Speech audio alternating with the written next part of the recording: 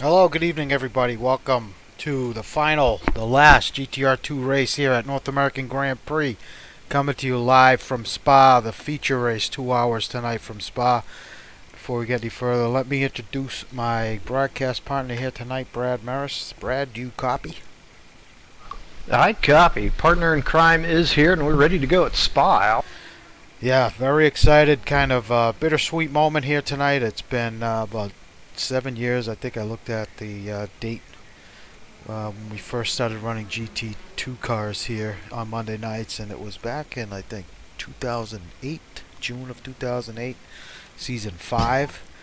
And yeah, now almost about 7 years later, it's been over 200 races, over 200 drivers who have participated, and it all comes down to this, Brad. This is it, the final hurrah. The last, the fat lady is warming up. Yep, we're ready for a big send-off here tonight. We have some championships at stake here tonight. Well, one mainly the drivers' championship between Alex White and Aaron Parsons still to be settled here. Aaron Parsons winning the qualifying race last week, and then we'll be starting on pole here again tonight. Alex White is going to be starting somewhere around, let's see what happened. Where did he finish last? He'll be starting 7th, I believe. So kind of mixed up with everybody there. So big thing for Alex here is finishing the race in the points, and because if Fezza wins, then well, things could change for White here tonight, Brett. Well, look, it's 15 points, so you think, well, 15 points, that's quite a few points that Aaron Parsons needs to pick up on Alex White to grab that championship. But let's just look at the tail of the tape, Al. Let's do that. Aaron Parsons, one of the most prolific drivers, winners, and finishers here at Spa. Over the 15 races run here, Aaron Parsons average finish 2.21. So that's second place 0.21 over 15 races. Incredible stat. Alex White, Al, 6 races taken part in, and has a 66% finishing in the top 10. Those stats aren't very good. So Alex White's prodigious performance here in the championships won have not equaled to great success here at Spa. So maybe some things going Aaron Parsons' way here tonight. Yeah, well, I guess to Alex's defense a little bit, some of those races he was already had the championship in the bag, and so it really didn't really matter as so much as to where he finished. But nonetheless, a pretty poor, statistically pretty poor for White around this place. Yeah, something else that jumps out at me in these stats going through them here is that pole percentage also. Aaron Parsons there taking the pole here tonight, and this does not include this season, but it's 40% of all poles ever won here by Aaron Parsons over those 15 events. So with that pole position here he's claimed now, it's going to jump up to about 45%. Nearly half the poles all time run at Spa Aaron Parsons has collected. So quite the master around this place, and a little bit of a test maybe tonight though. It looked like he struggled a little bit with pace late in that qualifying race, Al. Maybe Chris Moses has got something for him. Yeah, Moses, he may. Really impressed obviously was Jaime Moore. He had a great run there in that Janetta, but Moses got off to a fantastic start off the line in that race, but I think if I recall, made a little mistake, allowed Parsons by. And well, it was just a 3-way battle between Moses, Parsons, and eventually Jaime Moore. Jaime Moore ended up finishing 2nd last week. But yeah, great run for Moore, and great 3-way battle that whole night. It was an incredible battle, and those 30-minute races always lead to some intense action, and we certainly saw it. I tell you, there's a little extra on the line here tonight, though, Al. This is the final of the final. This is it. This is the last GTR2, GT2 race these guys are going to participate in. And there's more than a couple guys who are just going to lay it on the line, going for this last win, man. That's some serious bragging rights to stick in the cap. Yeah, certainly to end GTR2, if you can come away with the last ever GTR2 win, well, that's a nice feather in the cap, certainly, for anybody who can do it. So it seems like it would be fitting if Parsons would do it. He's been so successful around this place, and well, he's probably your odds-on favorite to do it. But don't forget, you know, Chris Moses, his statistics around here are also not too shabby, Brad. No. Chris Moses second in total laps completed around this place. Now, not quite the same finishing position as Aaron Parsons. Doesn't have quite as many poles, but he is right there. So Chris Moses 3 wins all time around here to Aaron's 4. But yeah, both those guys absolutely know how to get it done around here, and it is both of their favorite tracks as well. So yeah, and you're absolutely right. You mentioned Jaime Moore. He could be the fly in the ointment, but of course Ian Jolicoeur's starting up there as well, and he really loves this place too, does he? And he has put in some fantastic results around here as well, collecting a win back there also a couple 3 seasons ago. So I think Ian could say it's going to be pretty exciting. Andres is up there too. These guys, they really want this win here tonight to finish off this GTR2 era. Yeah, Jolicoeur, pretty quiet race last week, but finishing 4th, I believe, and well, I'm sure he'll find himself in the mix. But we're just winding down in this warm-up session here. We're going to be moving over to the race in, well, just about a minute and a half. So once that's done, we'll move over, run down the grid, and get the show on the road here. It's going to be 2 hours from Spa, 250-kilometer event. Oh, I take that back. It's not 250. That's GT1. It is a 333-kilometer event, so roughly 120 minutes. And let's see. Let's take a look at last season's. Alex White winning the race here last season. Went 48 laps. Race time was 114 minutes, 41 seconds. And White with a fast lap.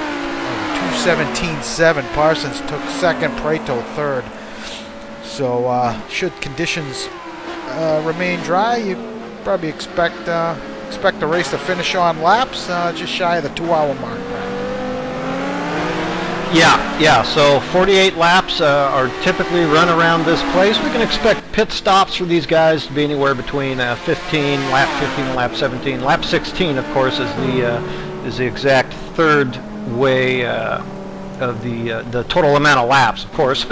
Simple math there, but yeah, so it's going to be 2 stops for everybody, and yeah, it's going to be an interesting race, I think, maybe more so than even usual for our Spa finales, and we have had some very good ones. I'll never forget that season 20,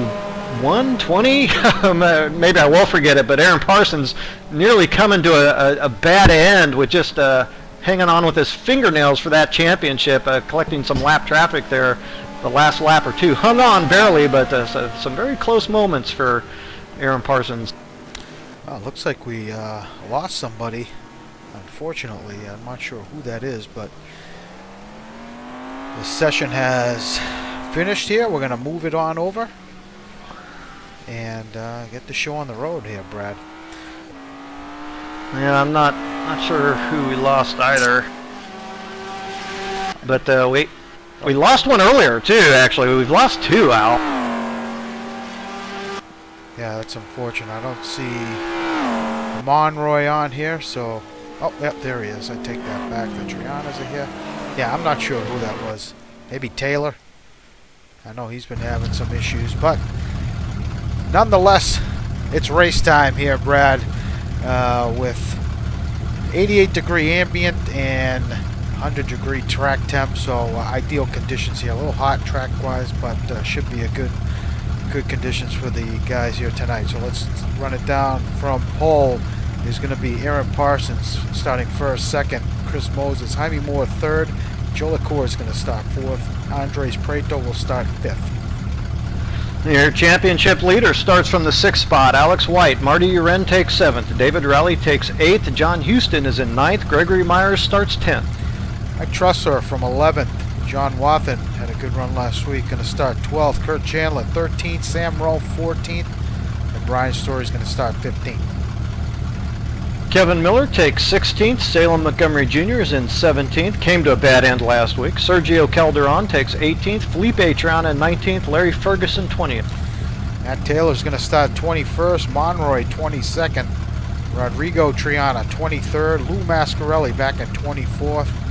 Connor Swain 25th. It's going to be Cuppet 26th. Keen 27th. And that's it.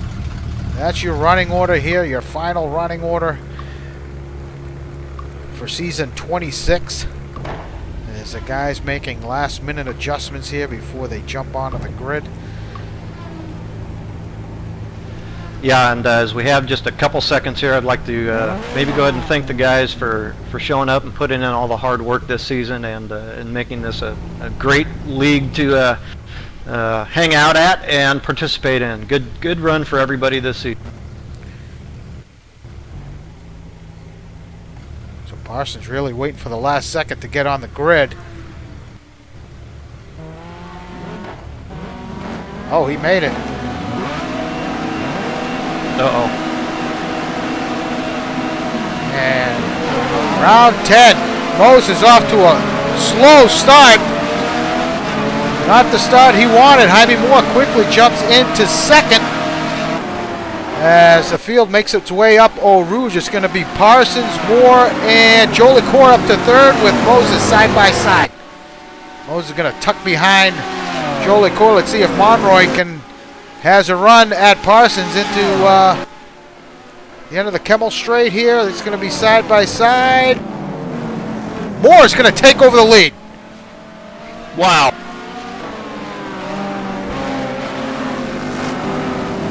Wow. Amazing start from Moore. I think Parsons, his left is breaking a little too late, got crossed up there and opened the door for Moore to take over that spot. You got Joe LaCour now settling into third.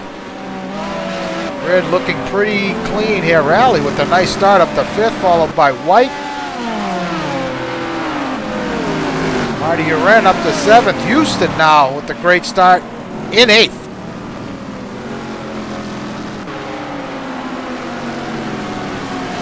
Dressler up to ninth. It's Greg Myers, followed by Chandler, Wathen. You got Sam Rolfe. Looks like most of the field got through okay, Brad.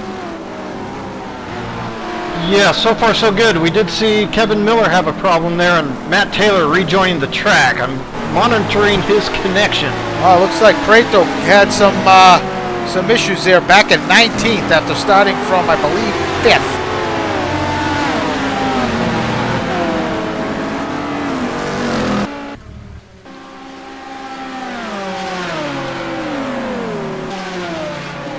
Jaime Moore continuing to lead here early on. Ooh, Moses way wide. The exit of Blanchimont. It looked like something may have happened going into Lacombe there for Andres Pretos. I thought I might have seen something toward the back. Ooh, we got Rally and Marty Uren going side by side at the bus stop. It's going to be, it's going to be Rally winning that battle, but Marty falls back to ninth, got hung up on the curbing at the exit of the bus stop. Ooh, Rally, big slide. It's the guy's first run through Eau Rouge. This is always dicey. Bit of a moment for Moore. Ooh, Rally, big slide, he saves it. We saw that last season as well for Rally.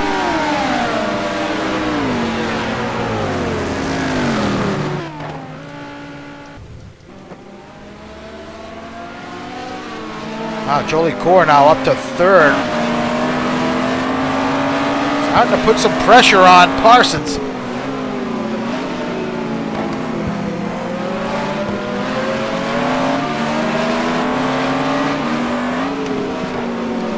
This is an interesting position here for Jaime Moore. I don't think we've seen him lead this early in a race, Brad. And, you know, he seems like he's dealing with the pressure quite well. Yeah, so far so good. The success we've seen Jaime Moore have, notably at Mid-Ohio with that his first win out there, is he's always been the chaser and not so much the chasee. So, yeah, you're absolutely right. This is a bit of a different position for him, and there's a lot of laps looking at him in the face right now if if he wants to stay out in front, and some pretty serious competition behind looking to reel him in. So this will be interesting.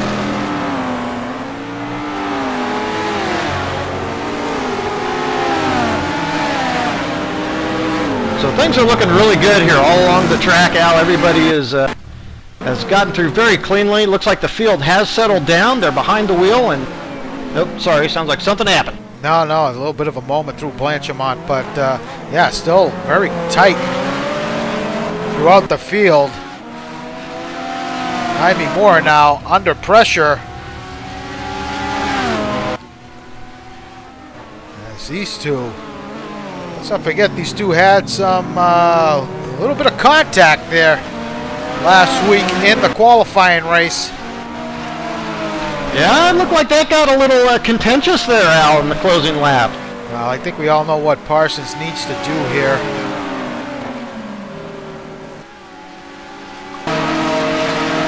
On board with Parsons now, trying to get a run off the back of Moore. Just not close enough. That Janetta doing quite well as Jolie Core now side by side with Parsons.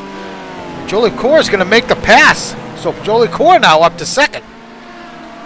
Yeah, that was a bit of a moment at Rouge for Aaron Parsons, and he gave up quite a bit of speed coming up through there, allowed Ian Jolicoeur to get that big run. Yeah, it looked like Parsons had a momentary bobble there going through Eau Rouge, and that allowed Jolicoeur to take advantage. So, great pass. This is playing into the hands of Moore, so Jolicoeur is going to have to deal with that pressure from Parsons from behind. Hopefully, Moore's just thinking, keep fighting, guys.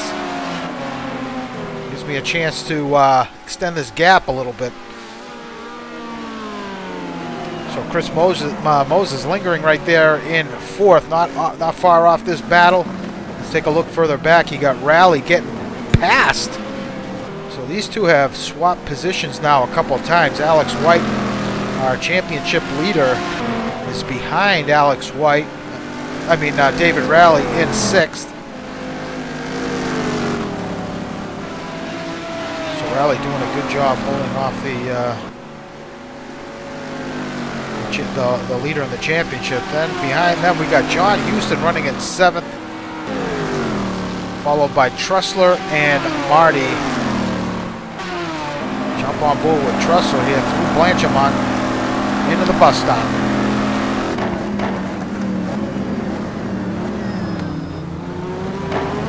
Boy, I gotta think that Aaron Parsons, we talked to him last week after that qualifying race. He said he was driving as hard as he possibly could, was barely able to stay ahead of some of those guys.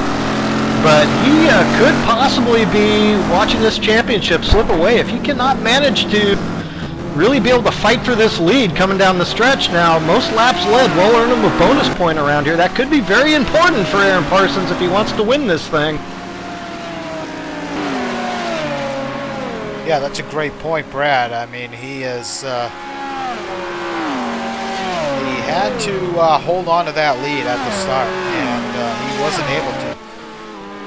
And right now, it's Jaime and Jolicoeur now starting to gap Parsons here, and Jolicoeur is closing in on Jaime Moore for the overall lead of this race. Yeah, no doubt about it. You know, that could, in the end, pay dividends for Aaron Parsons if Ian Jolicoeur and Jaime do kind of start coming to blows and having to be careful around each other. Could keep Aaron Parsons close, but yeah, I'm a little nervous here for Aaron and Chris Moses. He is still lurking. We talked about Rally and White. White carrying a boatload of success ballast here, max ballast for this race. And then further back, it's Houston, Uren, and Trussler, a three-way battle there. for 7th. Greg Myers. Greg Myers, he's 2nd in the competition index prize. That's the prize that goes to the person that covers the most distance in a season. So Greg is just Myers? Greg Myers. No way. Yeah. Not him for the competition index. So Greg is only 33 clicks off the leader, Alex White. Alex White has completed all but 1 lap. And Myers is 2nd. But I'll tell you what, if White does end up winning this championship, that prize would go to Greg should he finish here tonight. I think Trussel's in 3rd, followed by Marty Urin. So you can pretty much guarantee Myers is going to finish on the lead lap here tonight unless something catastrophic happens tonight. And further back now, it's we have Chandler Wathen battling Prato and that damaged Janetta, but doing a good job putting the pressure on Wathen here for 12th. Yeah, nice battle there. Al, I have to break in. What would you guess to be Gregory Myers' best finish all time at Spa? Probably around 10th, 11th. Gregory Myers has come up with a 2nd place finish at Spa, Al. Actually, I think that was the season. I think he teamed up with. Was it in the Audi? I think it was in the Audi. Oh, with Ezra maybe. Yeah. I think that's the season he won a race. He's won his first and only race. I think at what was it, A1 ring, right? Yeah, it was. That's right. Yeah, it was when he didn't give way to his teammate, and it cost his teammate the championship. That's right. So no team orders in that season for those guys. Hey, a win's a win. You know he earned that one. Al, I'm watching teammates Brian Story and Kevin Miller on pit road at the same time, missing body parts. Ooh. Disaster for those guys. Well, looking further back here, it's Connor Swain dealing with Rodrigo Triana and Matt Taylor. This is a battle for the last points-paying position, 16th, 17th, and 18th. You got Cuppet back there in 19th. Cuppet had a good run. Last race. What was the last race? Oh, Indian, right? If I'm not mistaken. A good run there. Zolder. Oh, Zolder. Sorry, yeah, good run at Zolder. Kind of struggling a bit here at Spa tonight in that Mercedes. Yeah, Larry Ferguson back in 20th. Felipe Triana, Colombian in the BMW with a battered BMW, I should say. Looks like he's having some handling issues. Calderon back in 22nd. Sam Rolfe, 23rd, his teammate. And yeah, there's Story in the pits, his teammate, also in the pits. Mascarelli's parked it. And Joe LaCour has taken over the lead. I'm sorry we missed that. So did you see it happen, Brad? Didn't see it happen, but I can tell you, watching it the last couple of laps here, Ian Joe LaCour has managed to pull a pretty substantial gap here pretty quickly. Aaron Parsons is now looking to do some damage himself on Jaime Moore, though. Just picked up that battle. Chris Moses involved as well.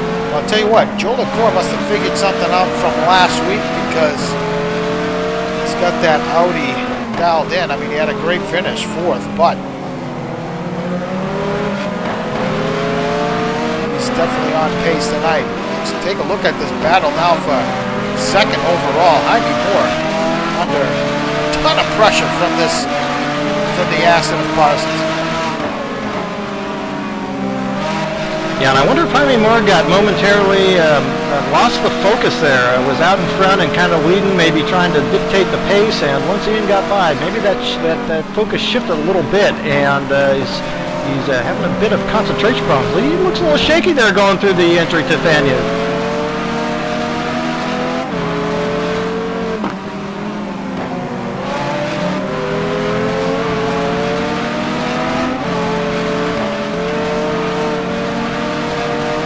Yeah, Zenith, this is it. This is the final finale of the final for GTR2.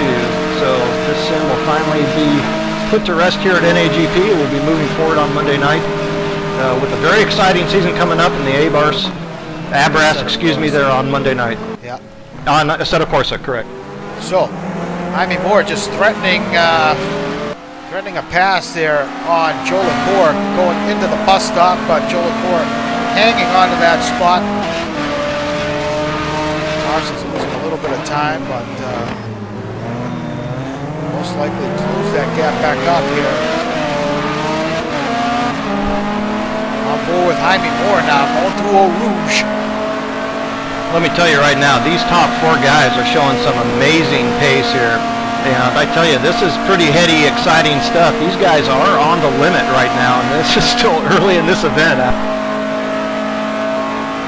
Joe with a moment through Eau Rouge. Jaime Moore may have a look. I think he's going to be close enough. Ooh. Oh, he did have a look, but not able to make the move. Moses with a big slide. The end of the Kemmel Straight hangs on to it. Meanwhile, no, Juan Monroy loses it up a Rouge. Sorry, Al. Oh boy. Ooh, his teammate Triana as well, losing it. So both teammates with the big moment through Eau Rouge. We just caught the Triana incident. They're late. Thank you very much, Zenahat. Sorry if I butchered your name.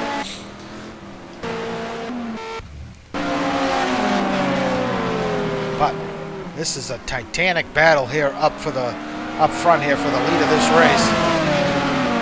Yeah, boy, and we're only about halfway to our stops here, and I tell you what, it seems like every time Ian Joe Lecor or Jaime Moore look to maybe try to establish themselves and pull a bit of a gap, they just cannot quite manage to do it, and here comes Aaron Parsons and Chris Moses right back into the fight.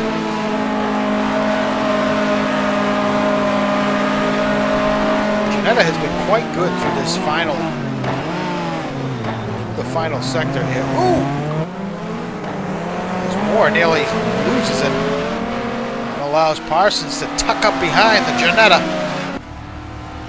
You know, the only hamper that Aaron Parsons has here is he is the only one among these top 4 carrying that 30 kilograms of success ballast on the car. That is hurting his performance tonight, so he is actually doing a pretty darn good job hanging this close. I think he is really driving that car to its absolute maximum now. Oh, as Jaime Moore just grazed the inside wall and entering Eau Rouge. It's going to hurt his straight line speed.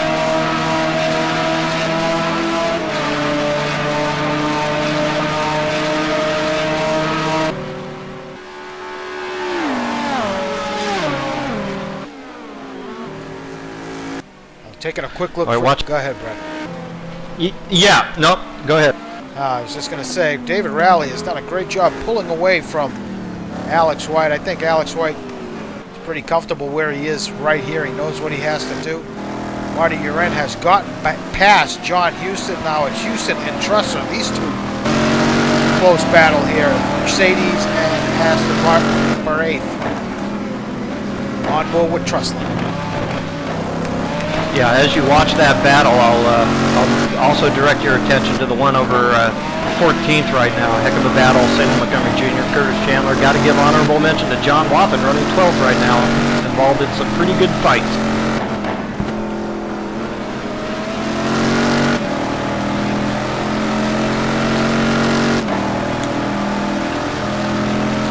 Well, Brad, you mentioned Lou Mascarelli. Completed the 4th most laps here at Spa. Indeed, it was Lou Mascarelli completing 603 total laps here at Spa over the 15 events run. So Lou Mascarelli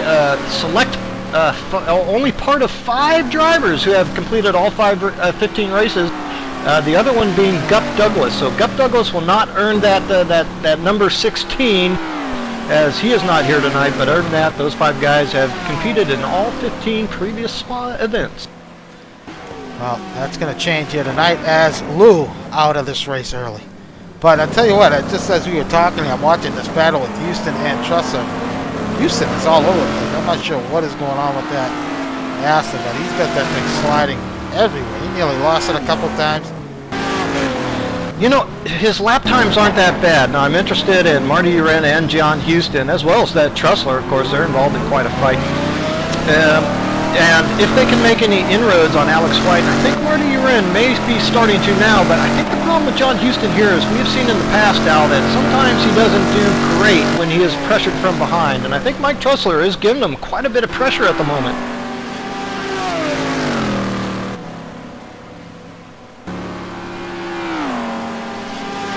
So I actually one day at work, well, I should say at work, one day,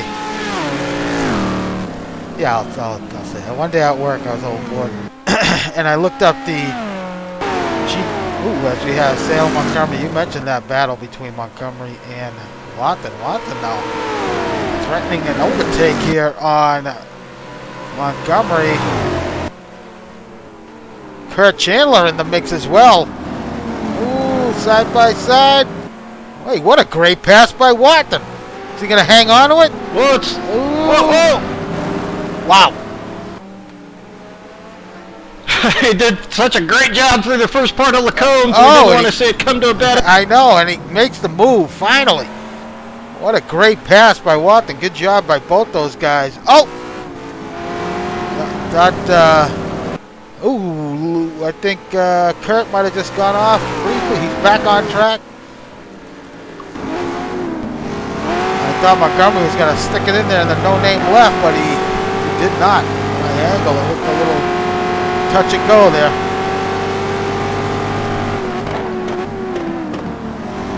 Great bit of driving by both of those individuals. Yeah, sure was. And you know what? That looks like the type of battle that could be hanging around for most of the night. We'll have to keep our eye on that one. Matt Taylor now putting a lot of pressure on Montgomery Jr. Taylor's picked up a few positions. He's got a run on him here. It'll be tough to make that move on the outside of Blanchimont. He may get it done. No. That Cuppet's there as well. He's going to get the pass made. Oh, Cuppet nearly gets into the back of Montgomery Jr., but gets the pass made on Taylor. So Cuppet now up to 14. Now I have to break in. Something has happened to Alex White. Alex White has fallen back to the 9th position. I don't know what happened, but Uren, Houston, Trussler all ahead now of Alex White.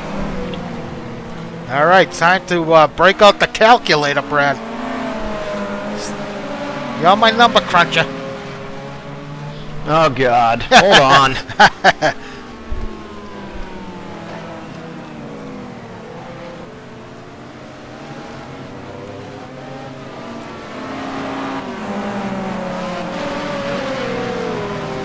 Wow. Is it only 6 points for 9th?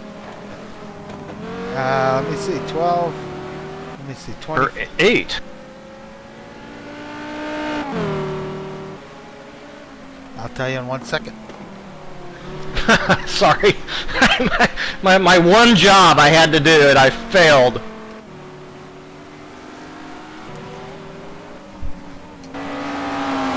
Yeah, don't know what happened, but let's see. Next behind Alex White is Andres Prieto, and that's not a guy you want coming up toward your tailpipe.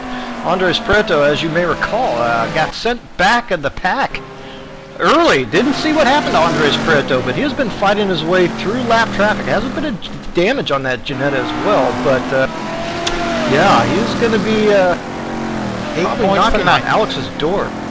8 points for 9th, so that gap right now is 10 points up for Aaron Parsons. 5 points away from victory, Al. As they run on track. Yeah, still not good enough for the title, however.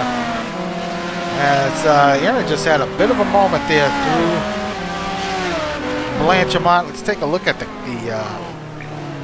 timing here now. It's still about a second gap between Joe LaCour and Jaime Moore. Working lap 10. Or lap 11, just starting right now. So this pit window, expect right around lap, what, 15, 16, right around there. Some guys may stretch it out. Yeah, that's right. So looking through timing and scoring now, it's Aaron Parsons clocking in with a 19.8 that last time by, Ian Joe LaCour and Jaime Moore running a low 19. So they are starting finally to gain a little bit of speed over third place. Okay, so John Houston has just given up 7th to Mike Trussler in the Mercedes. Boy, that was one heck of a fight. Trussler finally getting that pass made.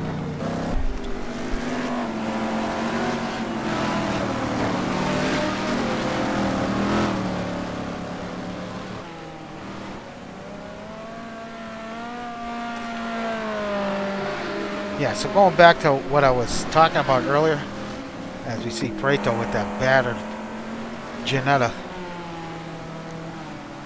So something like Chris Moses, I think, has done somewhere in the range of, in GT2 and GT1, same with Parsons, the two of them come each, Marty as well.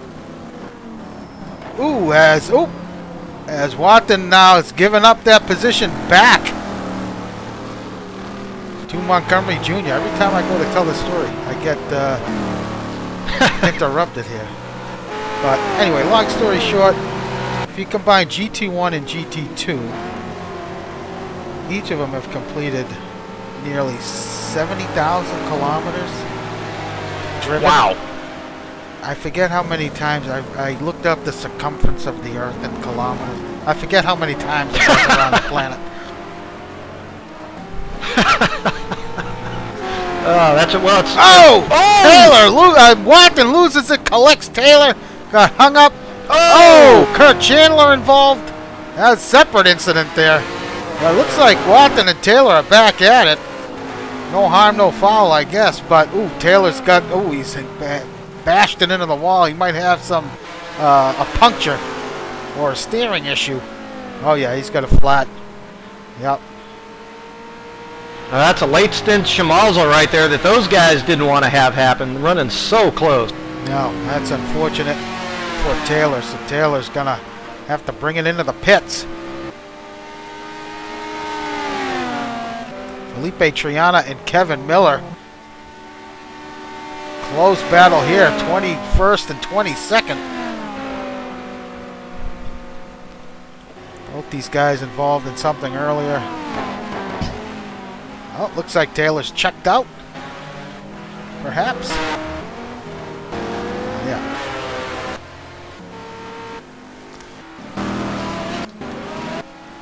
So let's go back out front here. It remains Joe LaCour leading the race by about a second over Jaime Moore.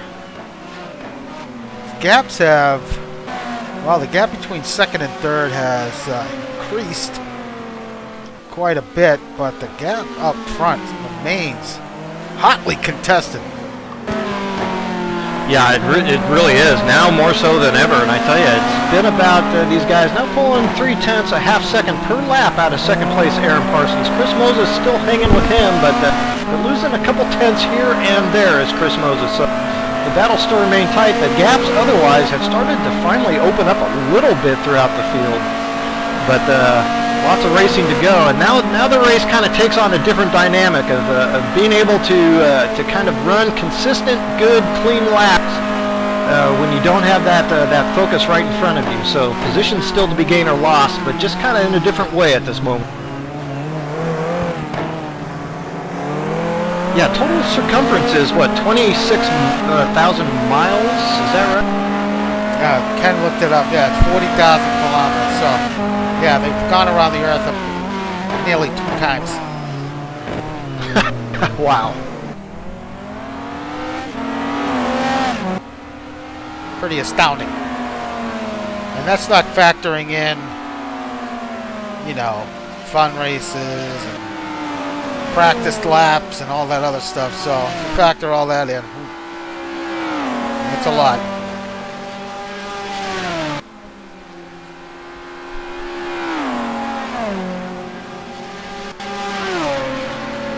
So another good battle brewing here. Watson still a bit, wants to be in the mix here, fighting with somebody, and now it's him and it looks like Connor Swain fighting for that 15th spot.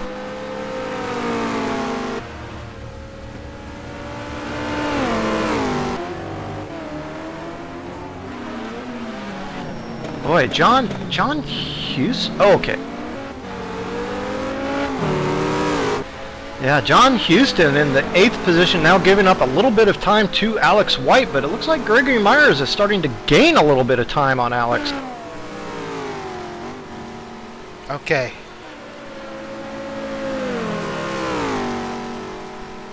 So Andres, excuse me. So for whoever's watching out there,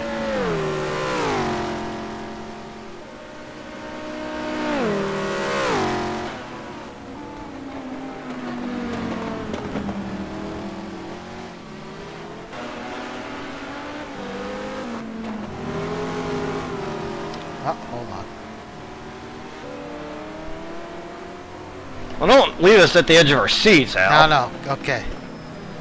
So our first official NAGP League race was back on April 30th of 2007 at Watkins Glen. Whoever's watching out there, I'll send you a t-shirt, NAGP t-shirt, if you can tell me who the winner of that race was. But in order for me to send it to you, you're going to have to either sign up on the forum and send me your mailing address and I'll send it to you. But if whoever has that answer, free t-shirt your way. Who won the first ever race at Watkins Glen in 2007? First official league First race. official race. Not counting the couple practice races we had. I got my hand up, Al. I think I might know. Yeah, you might know, but you don't count. You can't. You're yeah, okay. You're an employee, so you can't take part in our contest. Damn it. All right, so Prato in the pit lane from 11. Yeah, and a relatively early stop here. Let's see, we are working lap, what lap are we working? Oh, I'm on the sector times. That would be lap 12. So working lap 12, which is probably within a window for him. But he wants to get in and get that damage repaired, so he's going to take a bit of an early stop. And probably not a bad idea for Andre. So I was going to say, Larry Ferguson having a great run here, but looks like he's a lap down. But on the tail of Alex White, yeah, White definitely had an issue. He's got some right front damage. Bang! He got it. Send a hat. If you're still on the forum, send me your size and your address. I'll send you a shirt at the end of the week. Nicely done, my friend. Well deserved. In the Ferrari 550. Ooh, that wasn't the Tampax car, was it? No, it was not. I actually won a race that season as well. That's I think didn't we run? We ran two. We ran that season. We ran prototypes and GT1 cars. Yeah, that's right. I did win a race that season. You might have. You were fast at Riverside, if I recall correctly. No, that's not where with I the won. concrete tire. That's not where I won though. I forget. I actually forget the track, but yes, I did win a race that season. Let's see. Yep, I took the win. ATA style. Took second. And Chris Pinkston, remember Nothing 110?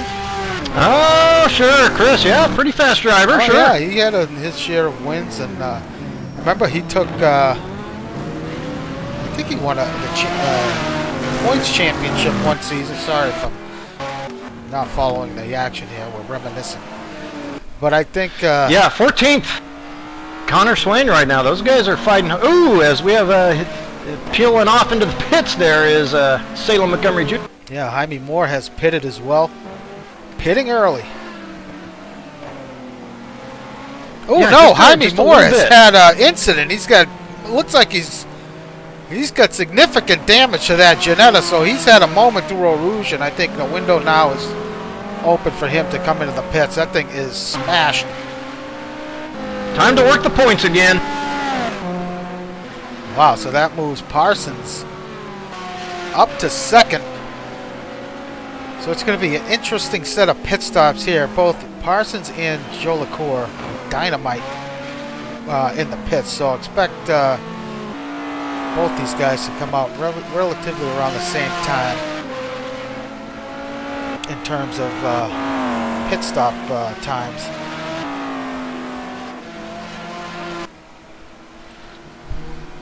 Yeah, I remember Chris Pinkston won the championship when we ran just the Mustangs, Viper, and Corvette. Remember that season? And he won that championship, and the next season we started giving stuff away. He was all bummed out. He's like, figures the season I win it. I don't get anything. Well, I don't remember that, but yeah, congratulations, Zenahet, once again. Your depth of NAGP knowledge is boundless. So we called it. Jaime Moore into the pits, so he's going to have to get service now. That Ginetta's going to have fuel, so he should be okay. It's going to change up his strategy most likely.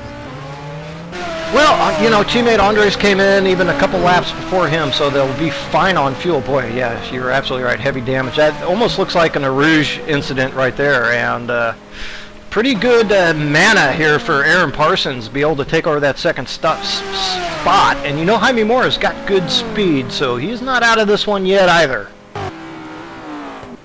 So that moves David Rowley up to fourth. Ren's running fifth, Houston sixth. Alex White now into the pits. Long stop for Jaime Moore. Still just getting on the jacks now. It's going to be interesting to see where he comes out. Connor Swain remains out there in 12.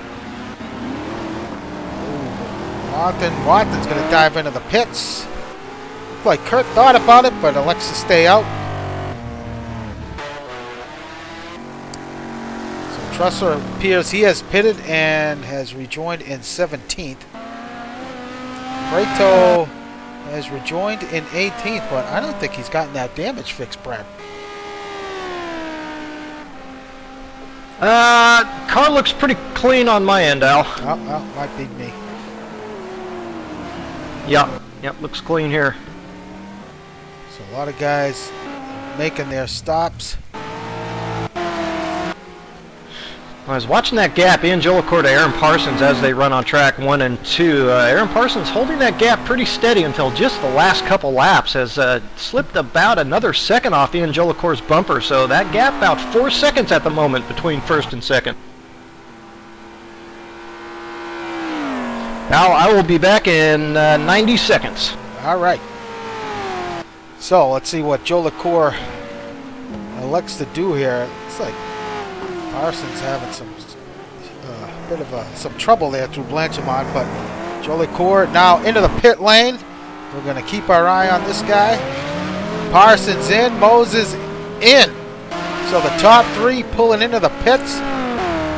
Ooh, Parsons nearly getting into the wall on his entry, so there's a very, very long pit lane. So Parsons looks like he's got the first pit box, so he's already getting serviced. So Rally comes in, Marty is in, Houston in.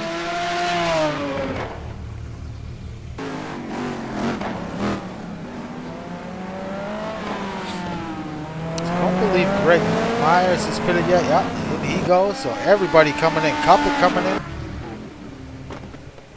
So Joe LaCour now just getting into his pit box, as is Chris Moses. Chris Moses looks like he's going to lead a lap for that. So So it's going to be interesting to see where Jaime Moore rejoins here after his stop. Now, here's a guy we're going to have to keep our eye on now. Juan Monroy has yet to pit. He's going to take over the lead of this race. And it wouldn't be unlike him to start consider double stinting this, at least one stint, Brad, if you're back. I thought I heard you back. Yeah, really good point. That's absolutely right. He has done that multiple times this season, actually, when I really didn't think it was a good idea or possible. He proved me wrong both times. So, I take that back. Triana, his teammate, has taken over the lead. So you got to think those two guys work in the same strategy. Calderon. So Joe LaCour rejoins. Wow, what a great stop from Joe LaCour. And Moses beats Parsons out of the pit lane. Wow. Interesting. So Joe LaCour comes out by a mile. Huh. Yeah, he sure does. And Jaime Moore recovered pretty nicely after his unfortunate happening. He only runs a couple of seconds, about a second behind Aaron Parsons. They are right there, Al. Yeah, Jaime Moore with the great stop. So, you got to wonder if Joe LaCour took enough fuel. Very interesting there that Joe LaCour would beat them out by such a wide margin. You know, we've talked about it here in the GT2 class in the past. These guys actually do have strategy options, a pretty wide pit window if they want to take it. It's possible Ian Joe LaCour will be going for some type of short fill here, I suppose. But yeah, you wouldn't think you'd get that far out in front over the likes of Chris Moses and Aaron Parsons, both very good on their pit stop. It's an interesting battle here between Jaime Moore and Aaron Parsons. Jaime Moore, well, in the first stint appeared to have better pace than Parsons. Jaime Moore, his tires are already up to speed, but looks like Parsons has gotten it back together here after nearly a half lap on the new rubber.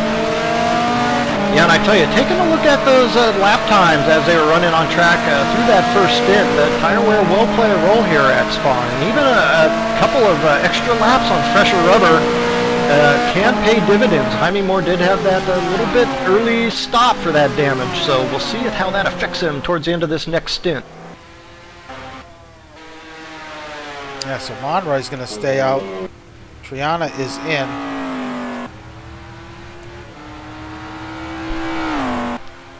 Yeah, of course, if you can take your stints deep here, this first stint, you can save a little bit of fuel on your second stint. So the guys that can stretch that fuel or want to, Gregory Myers typically doesn't look like he is going to here tonight. Oh, Jaime Moore, big spin.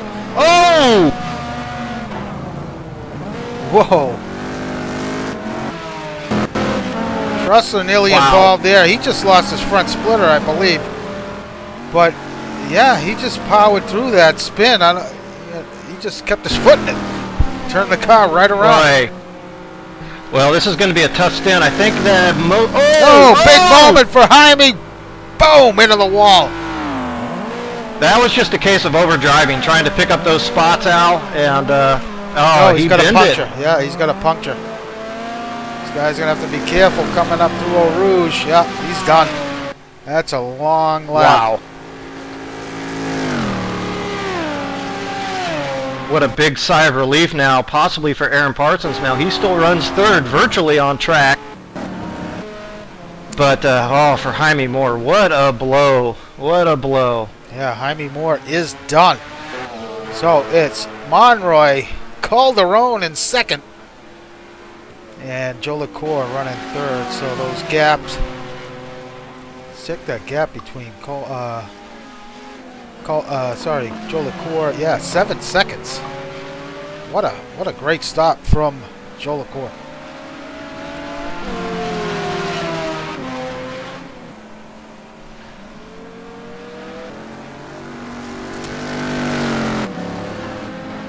So it's Trussler rallied, Marty Uren, Preto, Alex White now back in 10th, but he'll move up a couple spots after Calderon and Monroy pit. Houston in 11th. Cuppin rejoins in 12th. Followed by Montgomery Jr., Greg Myers, Rodrigo Triana, Swain, John Martin. Not sure what happened to him, but he's lost a bunch of time to Montgomery and those guys. He's back in 17th. Same with Chandler. Chandler back in 18th. You got Larry Ferguson running in 19th. Jaime Moore out. Triana out. You got Story, Kevin Miller, and that's it, Brad.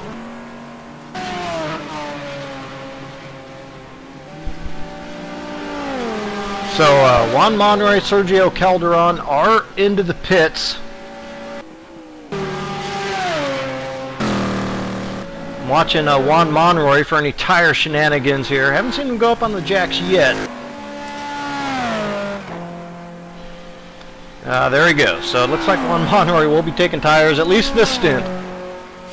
So Preto trying to hunt down Marty Uren. Preto now up to 7th after stops. What a recovery for Preto after, I think he was back in like 15th or 16th after the first lap. Finds himself now running in 7th. He was the earliest to pit.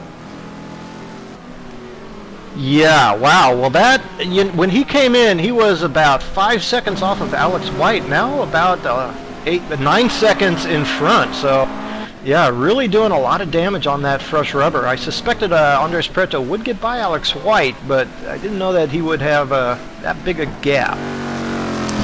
John Houston now trying to close that gap up between him and White.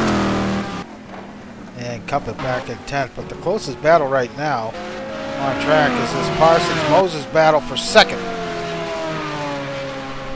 Ooh, Boy, I tell you right now, a little wide. Go ahead. I was going to say, John Houston could have a lot to say about this championship for his teammate Aaron Parsons if he can manage to get up to Alex White and get past. Now, John Houston was looking a little shaky, but now only a couple seconds off of Alex White's bumper. And those could be some important points taken away from Alex White for teammate Aaron Parsons. But Aaron Parsons, he's closing in on Chris Moses, but still really wants to try to somehow find a way to get up to Ian Jolicoeur and challenge for that win to have a real chance here tonight.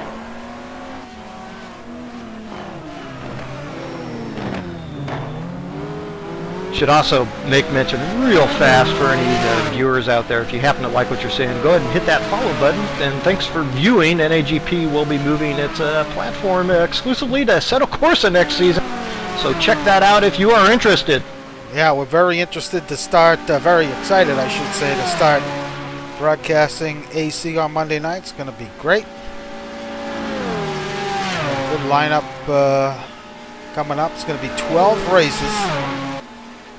Hour-long races, 12 race schedule in those bars, and I've driven them quite a bit. I believe you have, Brad, as well, and a pretty fun car to drive around once you get it figured out. All right, we're going to see some incredible races in those things.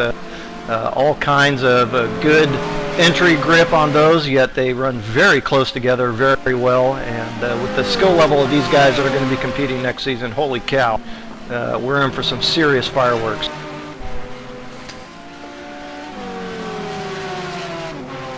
But some pretty good fireworks going on tonight as Aaron Parsons is managing to maintain that gap to Chris Moses.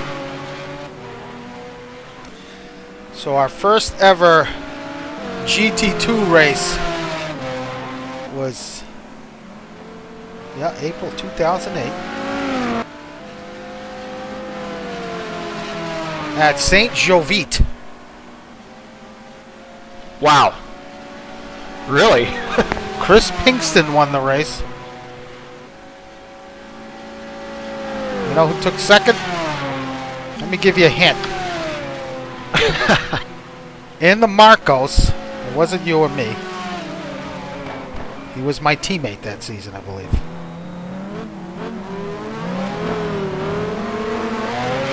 Yep, he was my teammate. I DNF with a suspension failure. What, is that the only hint I get? He was in the Marcos and your teammate? Oh, and he raced on Thursday this season, AC. He had no teammate this season. I was gonna say Gup, because wasn't Gup one of the first around? Oh, no, I'm talking about in this format, GT2, Monday Night GT2. Oh.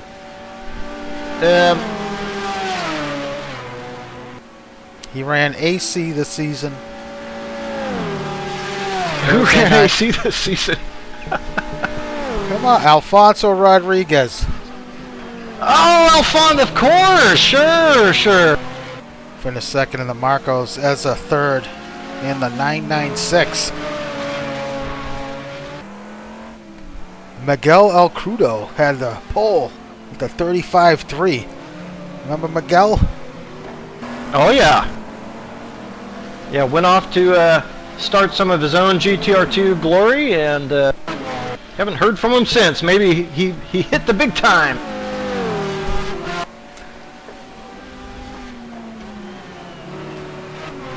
Nice guy, though. Yep. Well, you mentioned Gup. He finished 8th in that race in the BMW M3, a lap back.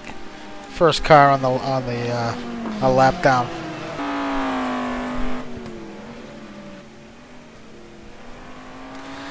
All right, so Joe LaCour. Let's take a look at that gap. So that gap, Moses has picked up about a second on Joe LaCour. As it looks like these guys, Moses is starting to find his groove here. He's put a little bit of gap between himself and Aaron Parsons in third. Trussler running on his own here in fourth. Trussler putting together a nice run for himself tonight. David Rowley as well. Yeah.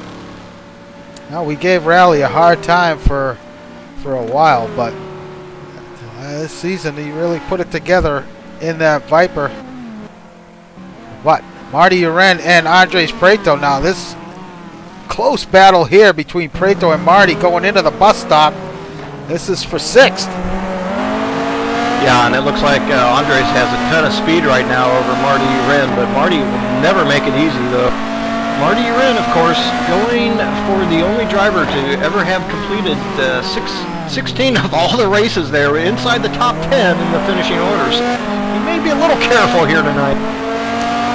Yeah, we talked about Marty in the past. Impressive statistics around this place. A few wins. He's never finished outside the top 10 here. Yeah, only driver to claim that. And, you know, I started bringing up that fact, I think, on his 10th race or something like that, I think. And yeah, and boy, that is a very impressive statistic. Oh, so Prieto very close to Marty there up the Kemmel Straight, but unable to get that draft, to use that draft to his benefit.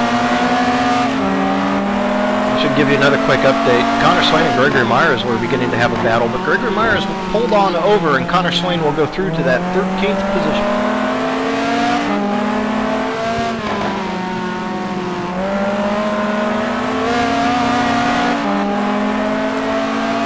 Let's not forget that Marty and Ian started the season in the Cadillac, if I'm not mistaken, and jumped on over to the Audi.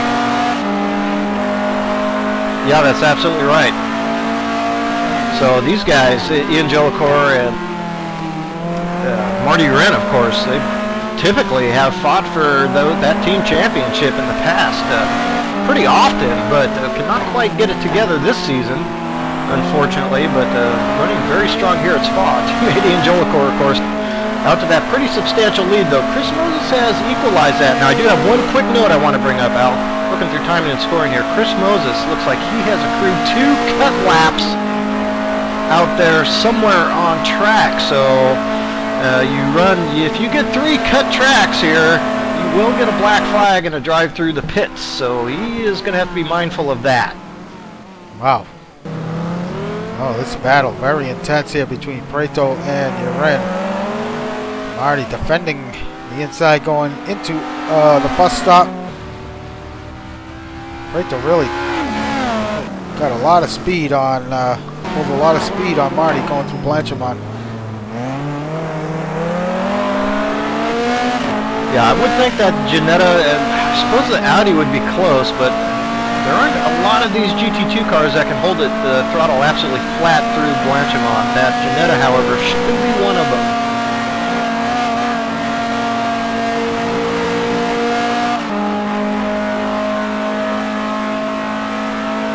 Yeah, maybe running wide Zenahat at Blanchimont is a possibility. Through the bus stop is a possibility of running through the curbing there. There are a few spots. It's usually when you get into some type of trouble or make a mistake. So it's not an intentional cut to try to gain time. Plus, around this place, not possible. Plus, out there is you lack grip running wide out there as well, so you don't have the same grip as you would on track. It kind of gets a little dicey. Pick them up.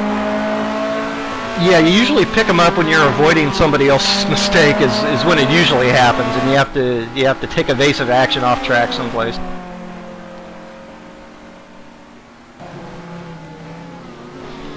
Yeah, so Rodrigo Triana now and Salem Montgomery Jr., they've come together for a battle over the 11th spot, and Rodrigo Triana, we saw him slip back and now working his way back up through the field, and I got to tell you, Connor Swain not too far off that battle either.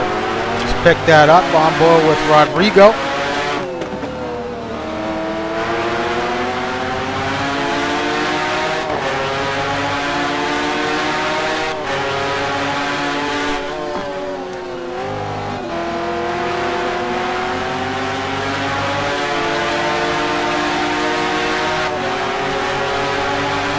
Don't want to direct your attention elsewhere now that you're on something, but I'm watching that gap.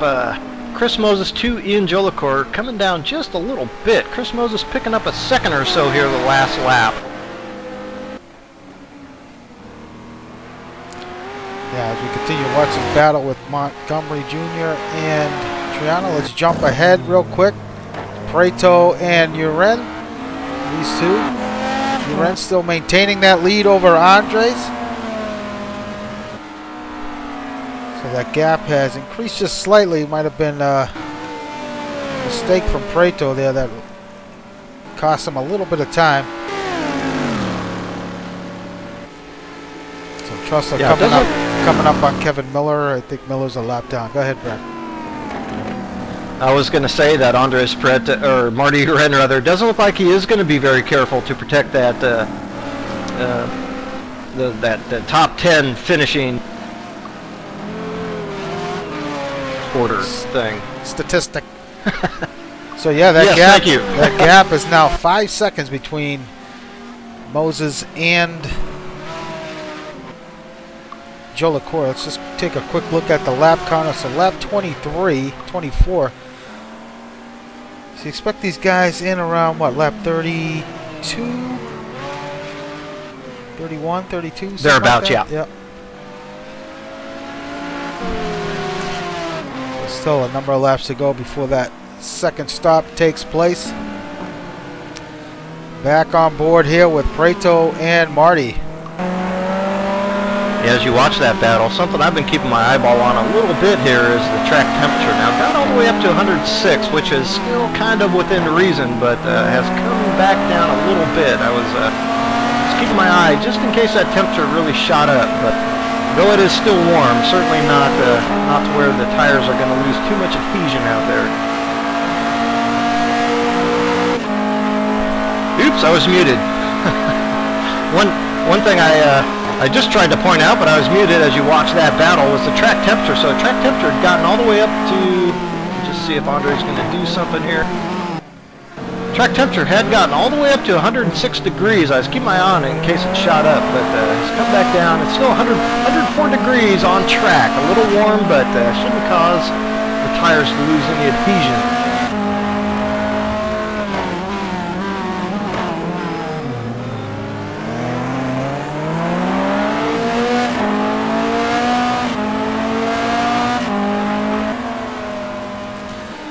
So looking at wins all time here in GT2, Preto with 12 wins. Preto's been racing with us for, God,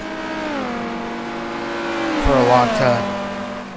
In the short span, Tiago Canola race with us. He amassed 12 wins all time, matching Andres Prieto. See, I'm not sure if these stats are... This is going back... Let's see. Yeah, they're current. The individual statistics are current, so... It's very impressive. Yeah, it really is. I tell you something else impressive is Aaron Parsons now gaining a little bit of time on Chris Moses as he continues to hold that gap to Ian Jolicoeur. So I don't know if these guys are running through some lap traffic, maybe bunch them up a little bit, but Aaron Parsons now, I think, having a legitimate look at Chris Moses for second. Well, continue right on board here with Prieto. We got a lap car. Looks like that's Kevin Miller in the Lambo.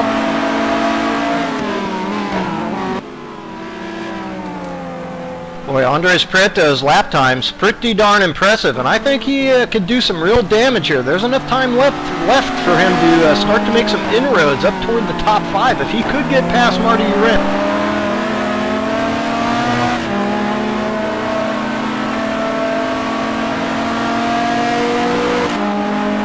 Yeah, it'd be interesting when he decides to come into pit. I mentioned earlier he was the first one to come into the pit lane.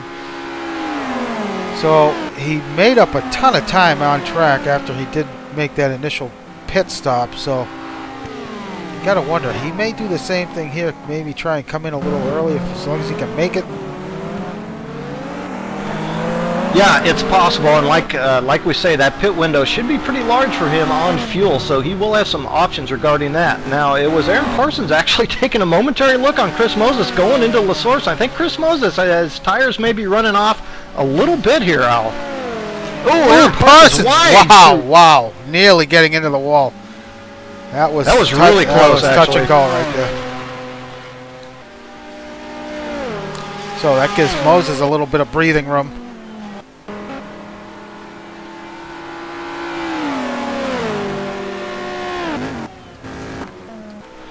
Boy, but that is not done yet, and meanwhile Ian Jolicoeur not pulling as big a gap as he would like. We'll have to see if he can pull off some more pit stop magic and increase that gap, as there's not too much longer here before we start running into our final stops. A big moment here for Montgomery Jr.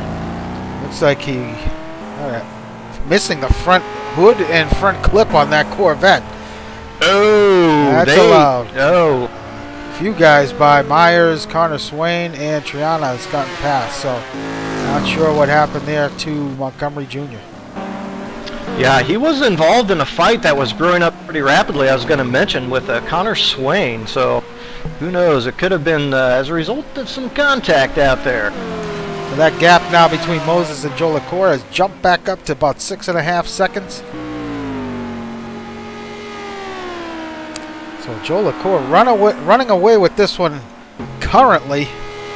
Still a number of laps here before we decide this race, but tell you what, Ian doing a fantastic job on track.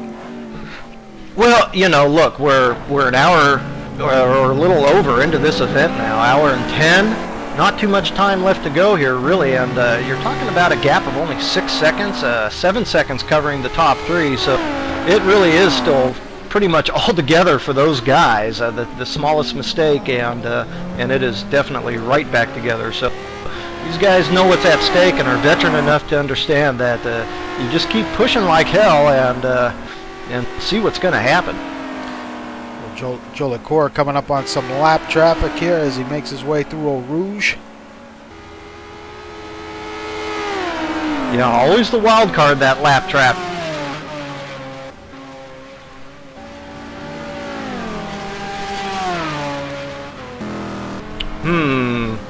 That is a good question.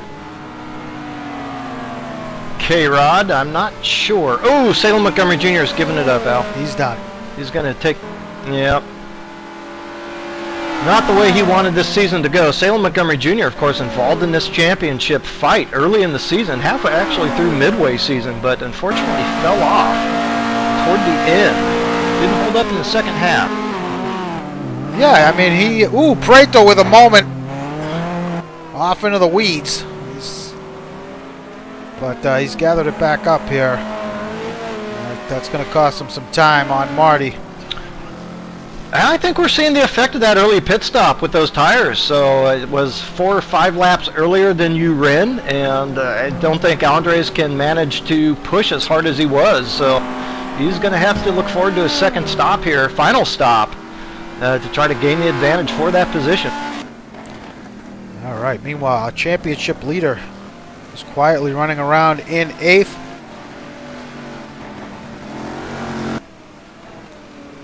Yeah.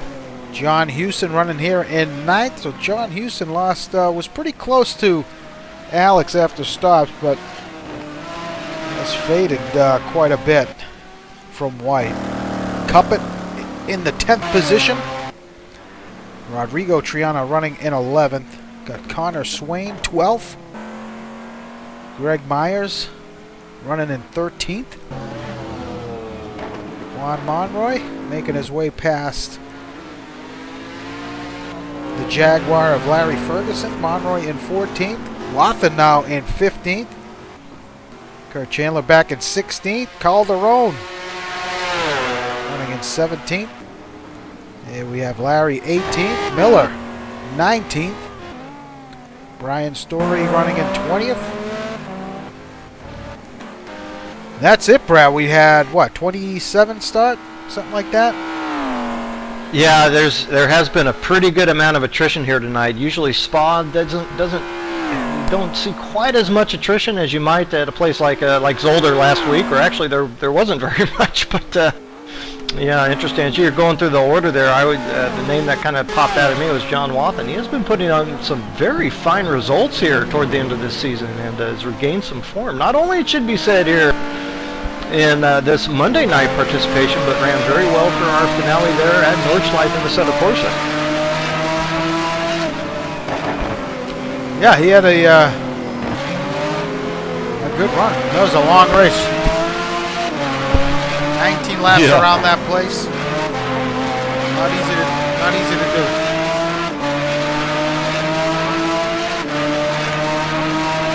Well, these guys are now going to be preparing for their final stop, sitting at working lap 27 now, so they are going to be looking forward and trying to strategize just when is the right time to come in. If you're Aaron Parsons, do you dive in a couple laps early, maybe try to make hay while the sun shines on some fresh rubber, try to get over Chris Moses?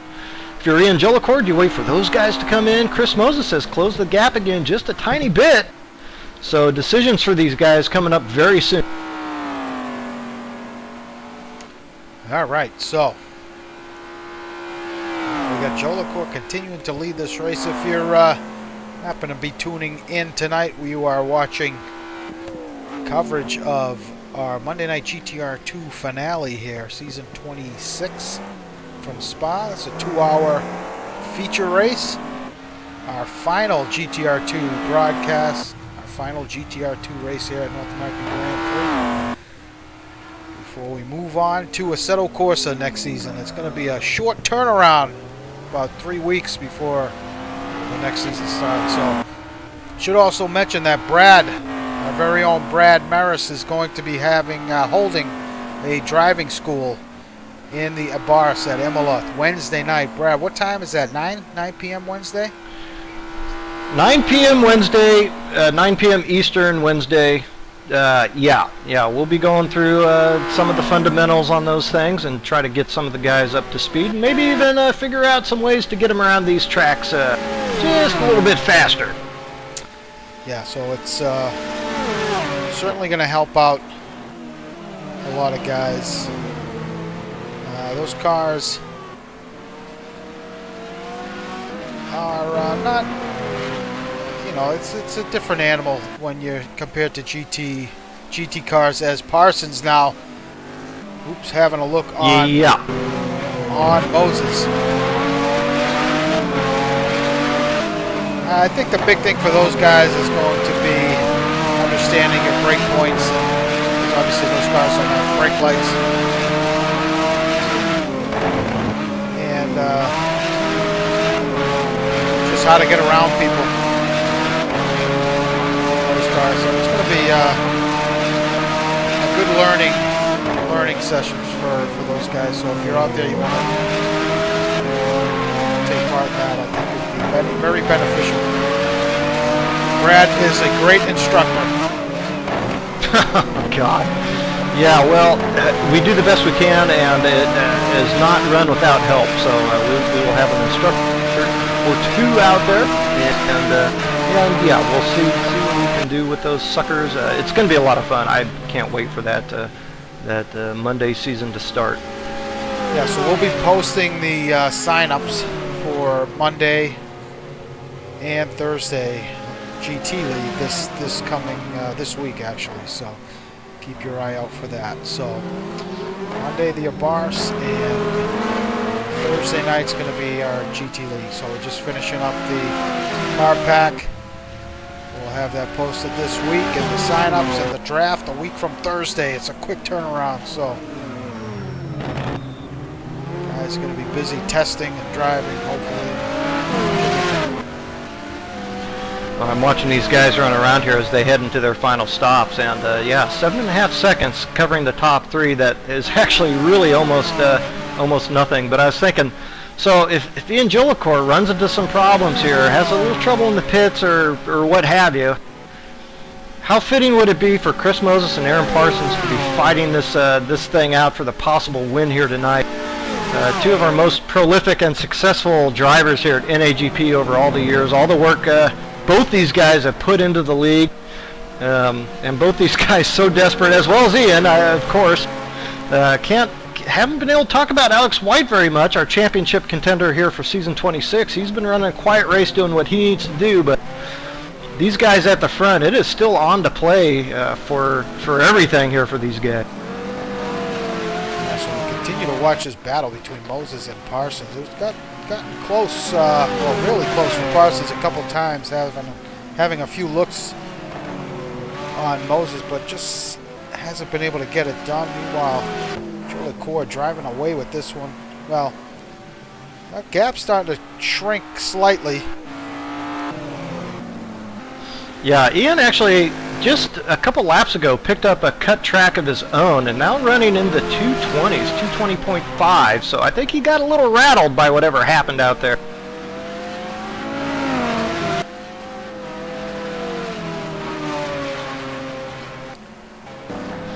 But you know, it should make mention also, as they run, Alex White is still virtually in control of this championship. Aaron Parsons has not yet done enough,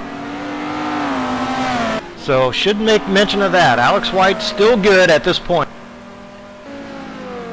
So meanwhile, Andres Prieto continues to follow Marty Urin around.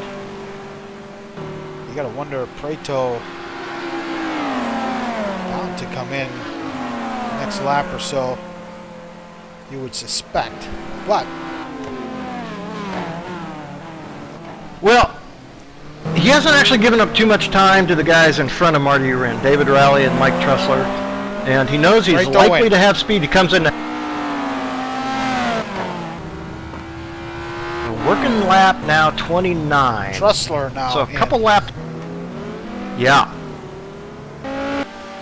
This is an interesting move for Trussler. I don't know why he might choose to come in a little early. He didn't have too much to gain. He was running, of course, with close to David Rowley. But maybe he thinks he can... Sorry, go. No, I was just going to say those two are the first two drivers to come in for their second stop. The rest of the field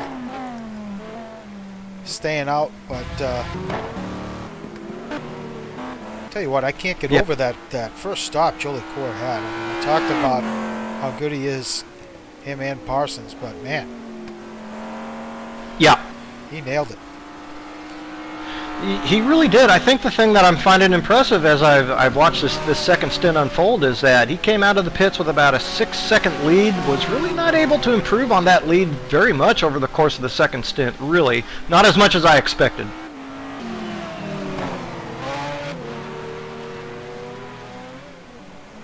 So an interesting strategy call for these guys.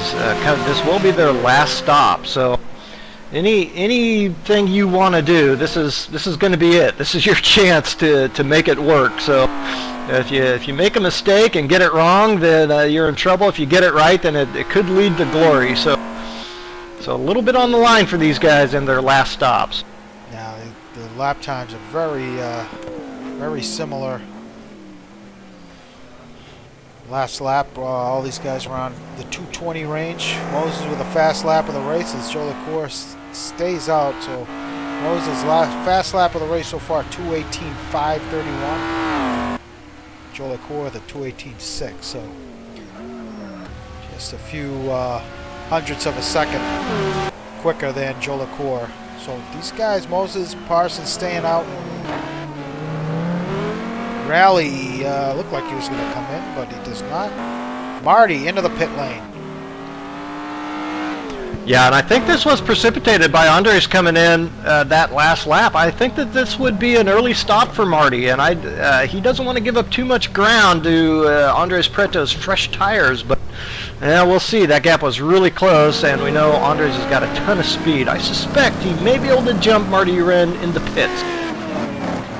Ooh, battle here with Cuppet and John Houston. Cuppet looking on the inside into the bus stop. Houston's going to hang on to it. Oh, Houston dives into the pits. Wow. Wow, that was touch and go there. Oh, Houston with a lockup hits the wall going in at the end of the pit lane. Checking up for that pit limiter.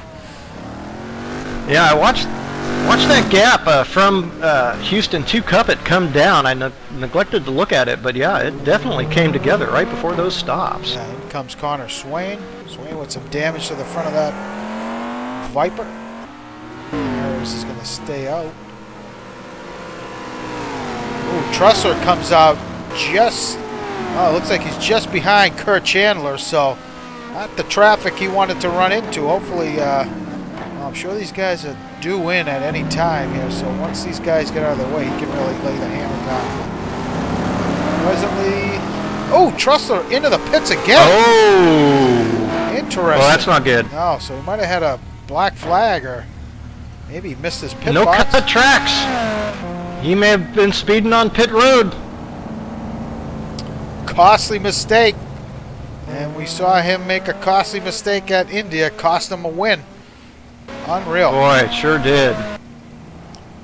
Final lap, got a black flag at India. He was leading. And it dropped him down in the standings, so missed out on his first ever GTR2 win, unfortunately for him.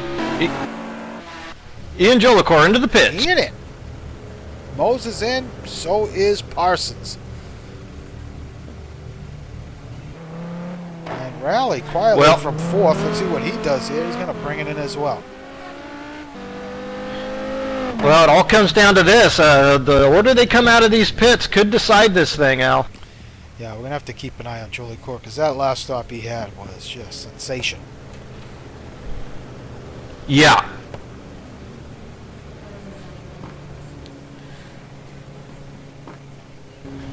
Wow, you mentioned, saw Jonathan Cuppet there, and he's put in a very fine drive. Haven't seen Jonathan Cuppet kind of up on the wheel like this for a while. Of course, he did take some time off, if memory serves, too, so rejoining here the last couple of races, but looking very sharp out there. Coming into the pits is Jonathan Cuppet. Championship leader Alex White into the pit lane. Cuppet in. So, Triana, Rigo, Monroy, I believe, has stayed out. So, Joe LaCour up on the jacks.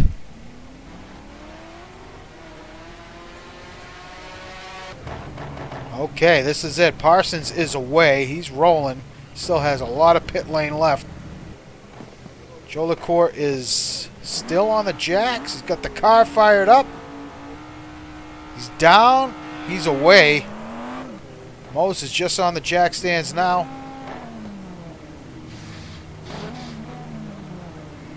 Boy, it's so nerve-wracking in this long Spa pit lane.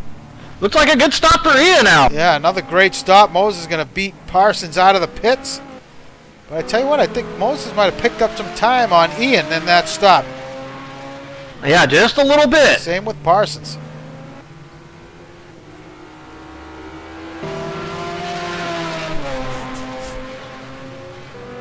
Rally away as well. Good stop for Rally.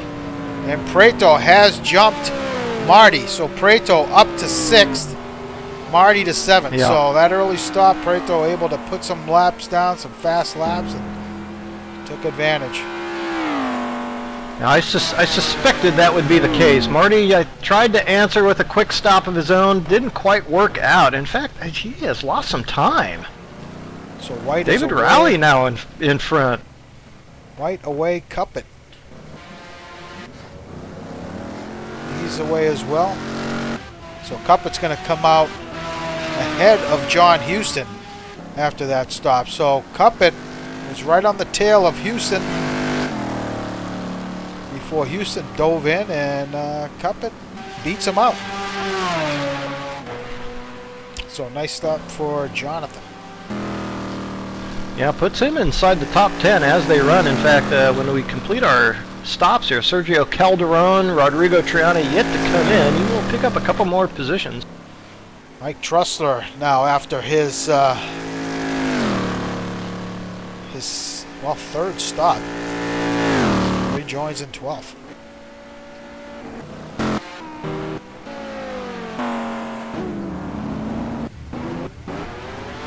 Yeah, I'm not sure what happened there. I'm actually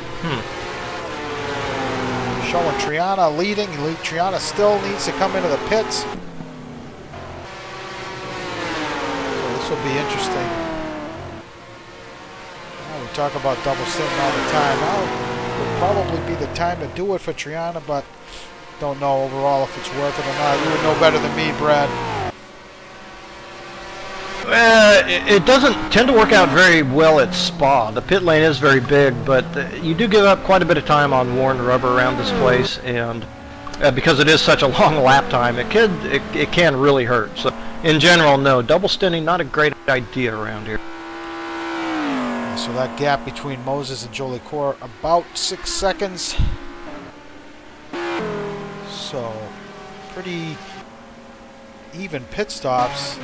Wow, Parsons has lost a lot of time to Chris Moses. Not sure what happened to him, but that's about... Yeah, that must have just happened. Yeah, so that's about 3 seconds off Moses there in, well, what is third.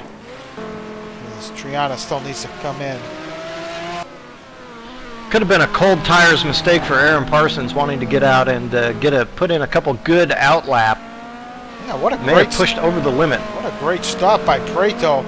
He comes out, you mentioned, Yep. yeah, ahead of David Rowley. Wow. So Preto, who was mired back deep in the pack after an incident, has found a way to work his way up to fourth. Well, on those fresh tires, you can really just crush lap times. That was the point I was just making. So Andres Preto running, 19 flats there right after a stop, compared to a lot of guys running in the 21s on that worn rubber. So it makes a big difference. So Marty running in seventh. Calderon has yet to pit. Alex White back at ninth. These positions, it'll shuffle around once everybody comes in. Cup at 10th. Houston 11th, and Trussler back at 12th. So Connor Swain back in 13th, followed by Greg Myers, John Wathen 15th, Chandler running in 16th. These two have been pretty close to one another most of the night. Larry Ferguson running 17th. Story, Kevin Miller. And that's it. Oh, Monroy's parked it. So, Monroy's night comes to an end here. Not sure what happened to Juan, but he's done. Yeah, that actually happened quite a while ago. He has not left the pits, but that was actually somewhere there just after the first stop. So, unfortunately, Juan Monroy's night was done a little early. But you're absolutely right, watching through the timing and scoring. That Curtis Chandler-John Wathen fight is actually pretty close there, just within a couple seconds.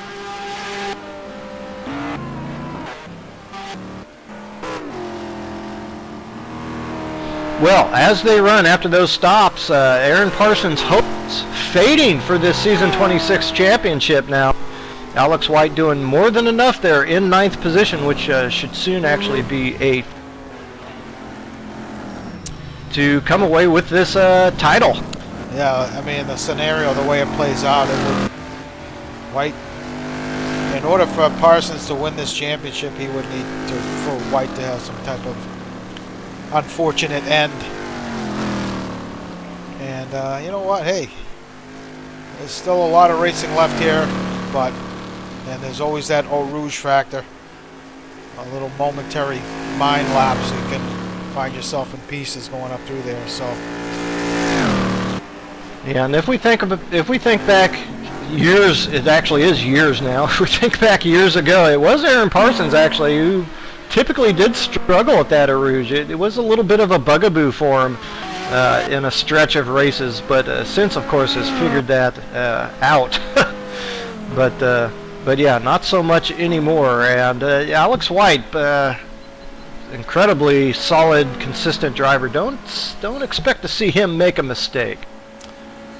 No, I certainly don't. But you know, it's always there in the back of your head.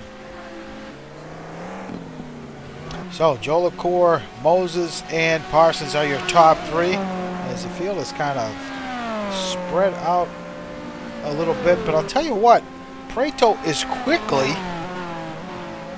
becoming a factor here, as he's got Parsons in his sights and Moses. Yeah, I suspected that was the case. If he had been able to get around Marty Wren actually earlier and had those extra 4 or 5 laps before that last stop, he could actually maybe even possibly challenge get up to the end.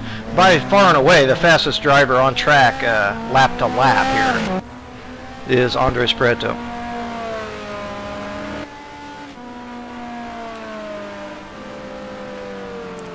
So Rally running in 5th. Calderon still showing in 7th. He still needs to make a stop.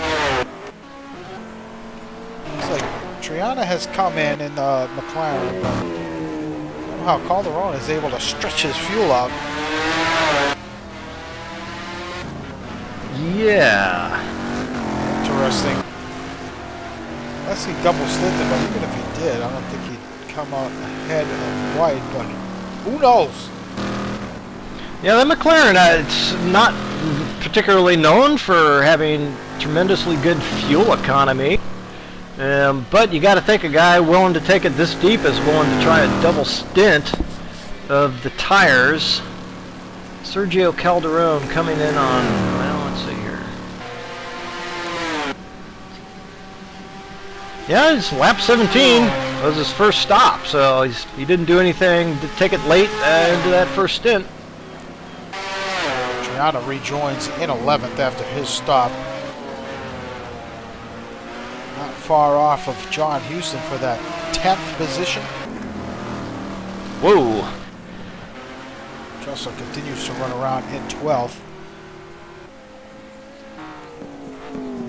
Boy, it was Go ahead. No, I'm sorry. I'll go ahead. I'll get to it when you're done. I was just going to mention Greg Myers running in 14th. He would be our competition index winner if he finishes every lap here tonight. So we'll keep an eye on that. Finishes on the lead lap, I should say. Yeah, something to look forward to. What I was going to mention was Chris Moses actually suddenly got that gap to under 5 seconds. Popped up with an 18.6 kind of out of nowhere on the 3rd lap here after his stop. So those tires working well for Chris Moses at the moment, and taking some chunks of time off Ian. Yeah, the gap now 4.4 seconds. You gotta think Ian is seeing that gap come down. Yeah, you see the gap there on the screen.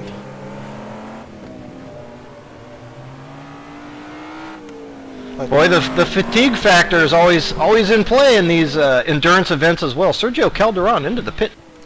Fatigue. It's only 2 hours. Come on. Well, for these guys, not used to running manly races. Yeah, right. Oh, Jolie Core loses it in the no-name straight left. Wow. Moses gets by for the lead. Unbelievable. And here we go. Parsons now with an opportunity. He's going to look on the inside and get the... Looks like he's going to get it done. He does. Unreal. We talked about just that momentary lapse in concentration. There you have it. It looked like he just gave a little too much of a flick going into that left. The old Scandinavian flick. Well, and it I bit think him in the butt. And I think you're absolutely right. He did see that gap come down, go, oh, wait a minute here, I better do something, and just like that. Now, let me tell you something right now. We don't see Aaron Parsons go into to full aggressive mode too often, but we have seen him do it also. And I think it's going to be a hyper-aggressive blocking mode here for Aaron Parsons. He wants this second place and a chance at the win. Yeah, no doubt White seeing that position change up on his telemetry, so although he is still quite comfortable where he is.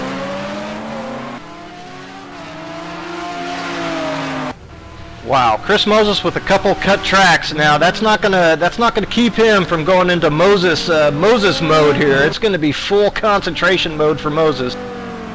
Unreal. He talked about how determined he was to win this final event here at Spa, and man, yeah, he is in a great position to do so,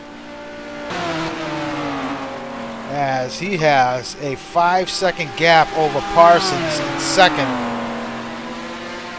And now Parsons starting to pull away from Joe LaCour. Well, I think Joe LaCour is going to be momentarily rattled here, but he is not one to stay rattled for very long. And also, Joe LaCour chases very well. So I think Aaron Parsons is in a little bit of trouble here possibly, but I can tell you what, it is going to be a difficult pass for Joe LaCour to make, and I suspect this may lift the pace of these two guys, and Chris Moses will have to put in some very solid laps here. He might see them in his mirrors before this is done. Andres Prieto now 13 seconds off the lead after that shakeup, by the way, Al. Ooh, and I've locked up. I'm done. Oh, boy. Wow, what would a GTR2 broadcast be without some kind of issue here? Gee, damn it. Well, Joe LaCour, yeah, really pushing now, making tiny mistakes. Just made another one through the same, going into that same corner he made his last mistake. So, yeah, I really feel bad for Ian. He was really driving an unbelievable race, but now finds himself in third and, well, still a podium finish, but highly unlikely a chance at the win here now that Moses is out front. Well, I'm not sure about that. Look, Aaron Parsons and Joe LaCour are in the exact same position. It was Moses and Parsons with Ian out to that 6-7 second lead, and it only takes now a single mistake for Chris Moses. Look, it happens, and that's what you do. You put your head down, you keep fighting. I think Ian will manage to start making some time back after he settles down, but yeah, it is still on, and this race is not decided. I'm not going to be able to catch the rest of this one with you at the track. I'm not going to leave the server here. I don't want to take anybody with me, but I will be behind on our broadcast picture. All right, so looking at the gaps now, it is Parsons 5 seconds in arrears of Moses.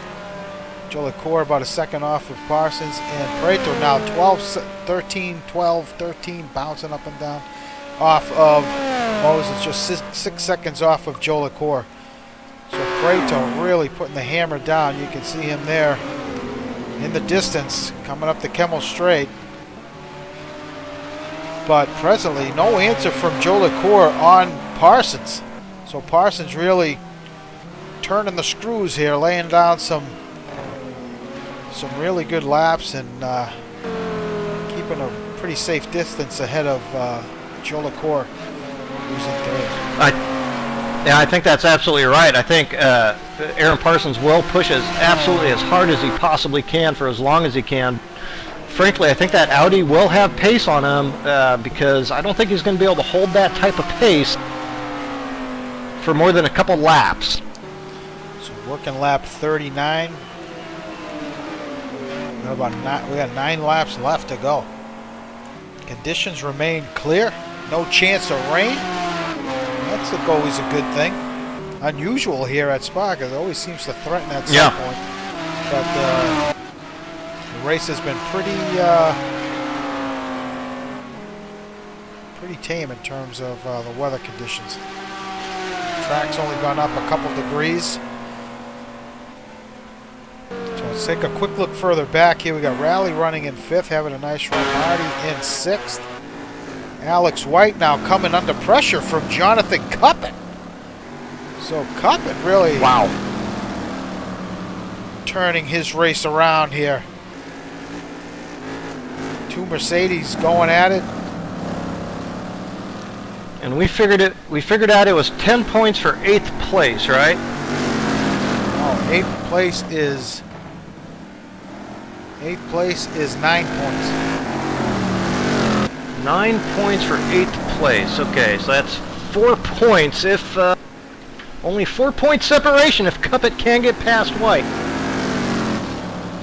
Now, if there is a tie, should there be a tie, comes down to wins. I'm looking right now. So it's Alex White 3 wins, Aaron Parsons 3 wins. And if it's a tie on wins, well, I think Parsons would probably have to win this race. But it goes wins, poles, and laps led. Maybe I have to. You think I know all this stuff? Well, you're absolutely right. Here's a scenario. Jonathan Cuppett needs to get ahead of Alex White. Aaron Parsons needs to win the race. And that would, if my math is correct, tie it up. So it's getting a little uncomfortable for Alex at this point. So Joe LaCour nearly threw it off through Blanchimont, but he's got it back up. Let's take a look at this battle between Cuppett and White. This is a lot of pressure now on White. I don't think he was expecting this kind of challenge from Cuppett, but Cuppett's really laying it down here. And an up-force error, something happens. Talk about the old Rouge factor.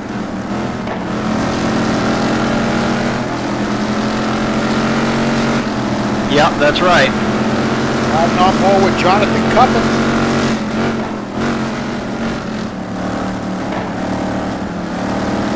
Yeah, still in all, I think if you're Alex White, you have to be pretty careful here. If Jonathan has a legitimate move, I think you definitely, you don't want to put yourself into a wall no matter what. So he's still winning the championship here if he goes back to 9th. And you got to be a little careful. In the past,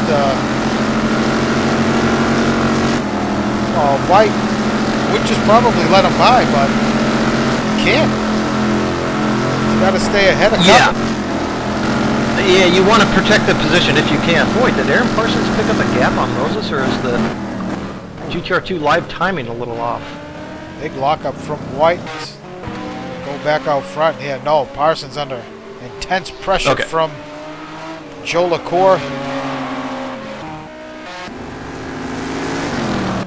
Back to the battle between Cuppett and White. Yeah, the gap is showing 2.7 seconds momentarily there on the line time.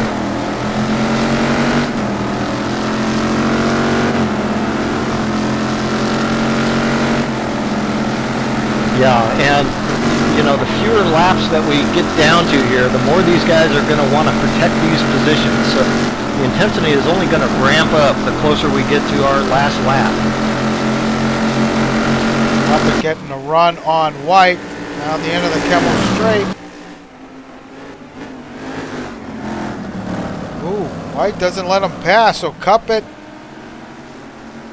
can't get it done. Ooh, that Mercedes of White really starting to step out now. You can tell White's starting to push.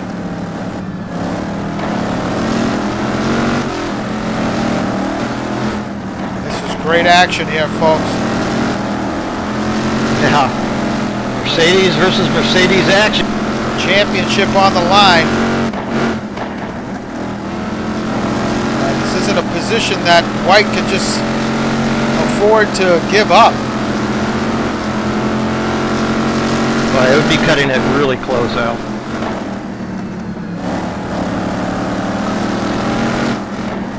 But Alex White, very skilled. I think if he has to, he'll be willing to let the guy go. But look, sometimes it's hard to do the math when you're in the car. He might not be exactly sure where he's at in this point situation here.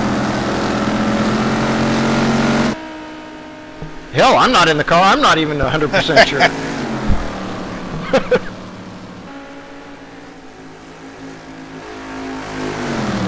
Wow, and what's Cuppet thinking? I mean, it's been a great run for him tonight, and he knows some of the circumstances here. I mean, how hard is Cuppet willing to push him? Cuppet taking a look on the inside, forcing White. Oh, Cuppet, I love it.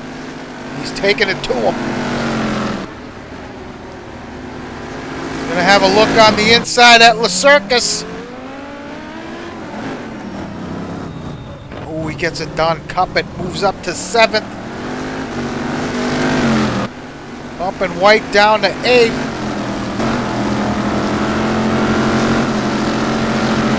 What a great pass. What a great job by Cuppet. Not forget White carrying a ton of weight. Yeah. Yeah, and you gotta wonder, what if Alex even just had 10 fewer kilos? I mean, that could very easily make the difference in that battle right there. So, White unable to answer. They were very close down the Kemmel Straight. But Cuppet, that weight unable to, is obviously affecting White down the straight, unable to use that toe to make the pass. Unbelievable. Let's look back out front. Ooh, Parsons continues to run wide there through Blanchimont. That gap between Moses and Parsons has remained static, 5.5 seconds. And you got to wonder if Parsons sees the gaps now. He sees White down in 8th, and you know, Parsons pretty quick on his feet. I'm sure he's the type of guy who can figure that stuff out quickly. Yeah, probably the only one I could be sure could. He's very good with that stuff, and I tell you, Aaron Parsons has done a pretty phenomenal job compared to how his other stints have lined up, running faster now than he has at any point in this part of his stint here.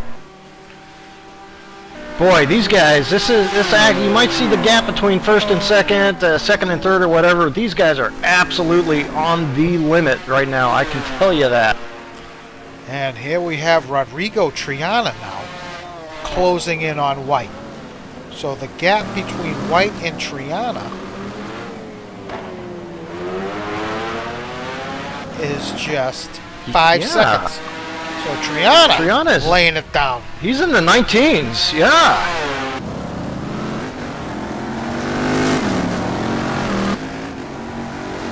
Holy smokes, this is really coming down to the wire here, folks. So we're working lap 43. We've got 5 laps to go after this one's completed, and that's it's a long track. So if White were to fall back to 9th, that's only 8 points. We're looking at, what, still 13 or 14 minutes here in those 5 laps, so we got a ways to go. Wow. We still need to come out in front and win this race.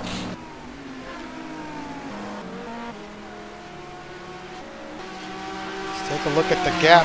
First is still 5.5.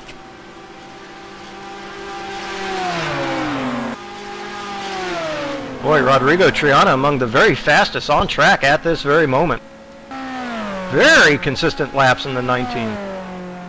So Preto hasn't made up any ground on the top 3 all that much. He continues to run in 4th, rallies in 5th.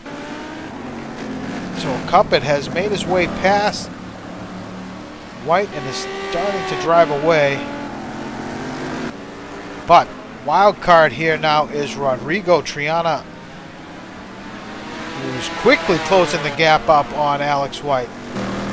Alex White he must be thinking, what is going on here? How come all these people are catching me now? Yeah, Rodrigo will definitely catch him before the end of this race, and that is not a position that Alex White can lose. And it's also not necessarily a guy you want coming up and pressuring you for that position, Al. Yeah. And I'll tell you, this is a tough spot. Well, the only positive really for White is that his teammate Trusser's behind Triana. So you know Trusser's not going to do anything to jeopardize his teammate's chances. So.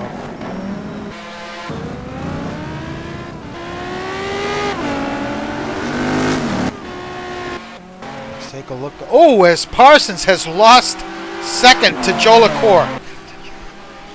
Unbelievable. Wow. Yeah, we didn't see that, unfortunately, as we were running down these different scenarios here. But Joe LaCour now moves up to second over Parsons. So that changes things a little bit here, Brad.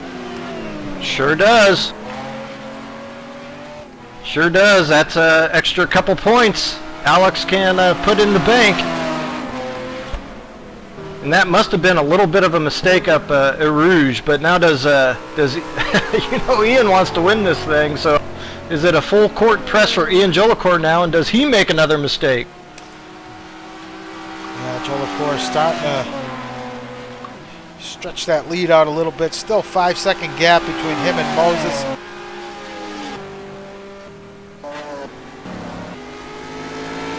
Yeah, you wouldn't think Ian would be able to get up to Chris Moses, but we've seen some things happen here the last couple laps at Spa involving lap traffic. So I don't think we can look away just yet.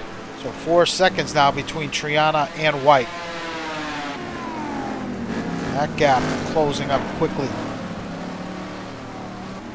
Up and dealing with some lap traffic. That's by. Yeah, I gotta assume it was either a mistake from Parsons up through Eau Rouge that allowed Joe LaCour to get a run on him. That'd be the most opportune place, yeah. Wow. Really catches the inside wall on the exit of Eau Rouge. Now Parsons got a run on him.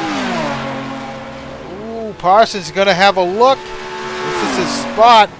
Oh, he's got to go for it. Ooh, very, very close there. He checks up just in time. I can't see this in real time.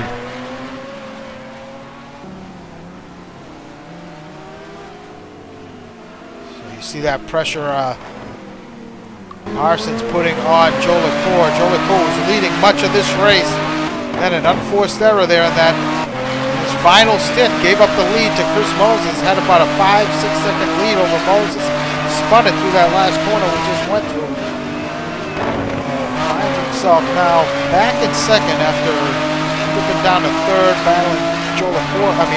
Parsons much of this stint.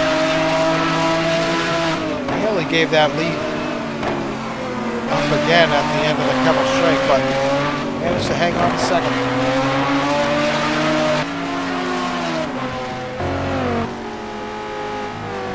Well, I can't think of a more fitting race to wind up the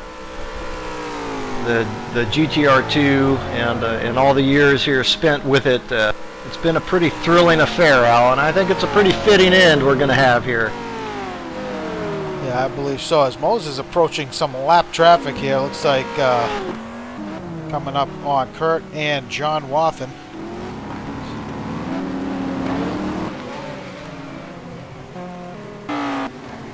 So take a look at the gap between Triana and White. That is now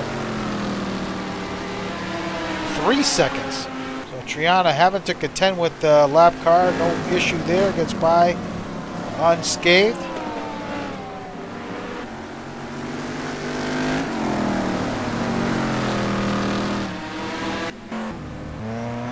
Parsons into the pits. It's over. Game over. Oh, that had to have been a black flag. Either black flag. I think he was light on fuel.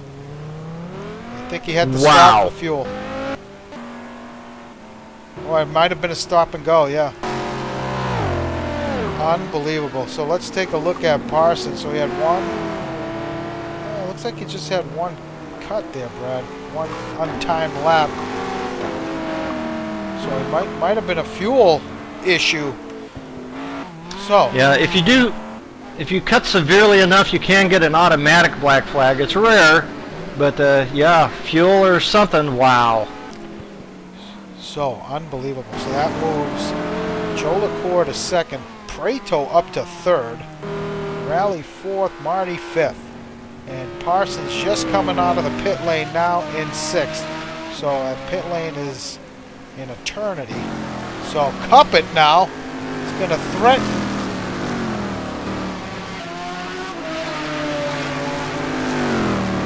Yeah, he's going to get a run on Parsons here. Parsons going to... Oh, Parsons has damage. Significant damage to the right front. So he might have had, you know... Yeah, Parsons. Cuppet now up to sixth.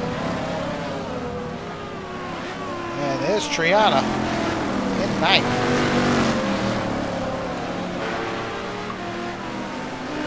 Wow. Well, that, all things being equal now, looks like we can finally have a little bit of clarity on this championship. Assuming Alex White doesn't throw it off, he is going to be our season 26 champion. Yeah, he's got putting the pressure on Parsons now. Parsons back in seventh. And Triana right there in eighth. So Triana's made up quite a bit of ground on White. And he's definitely got some pace on those guys. Trussell running in 10th. Houston back in 11th. Swain 12th. Myers running in 13th. Wathen and Kurt Chandler 14th and 15th. Calderon in the last points paying position in 16th. Ferguson running 17th. Kevin Miller and Brian Story running 18th and 19th, and that's it. So Moses making his way past, or trying to get past Kurt Chandler. He does. And Joe LaCour, that gap now only 3 seconds. So 3 seconds with just a couple laps to go. Moses just has John Wathen to contend with.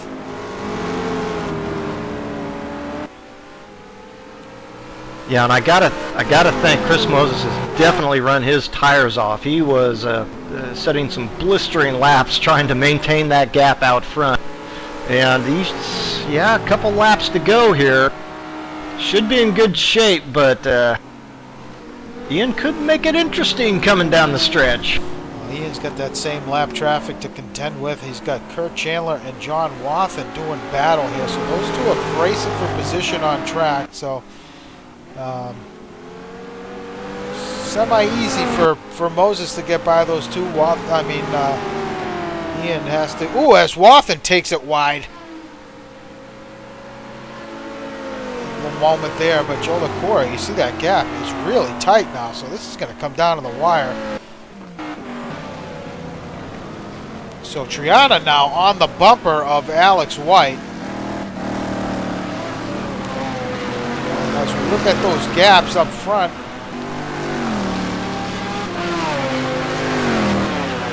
gap is now 2.5 seconds.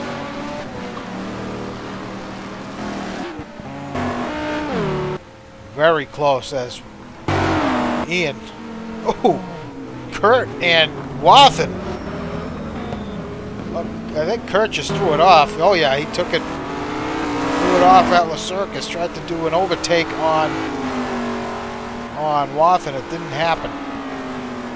Running out of laps. Those guys are pushing hard, man. It's all to play for now.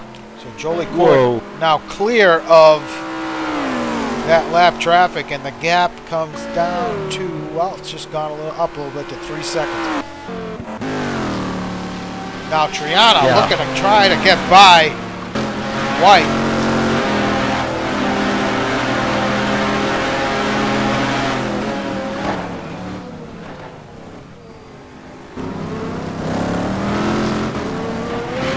This is the battle for 8th between Triana and White.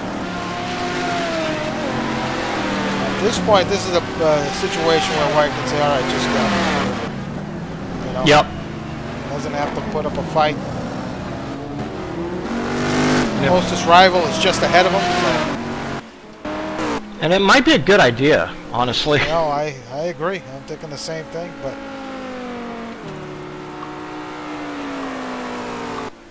looks like we're working lap 47. I don't know if this is 48 or 47, but if this is the last lap, it's going to be Moses with the win. Should he keep it together here?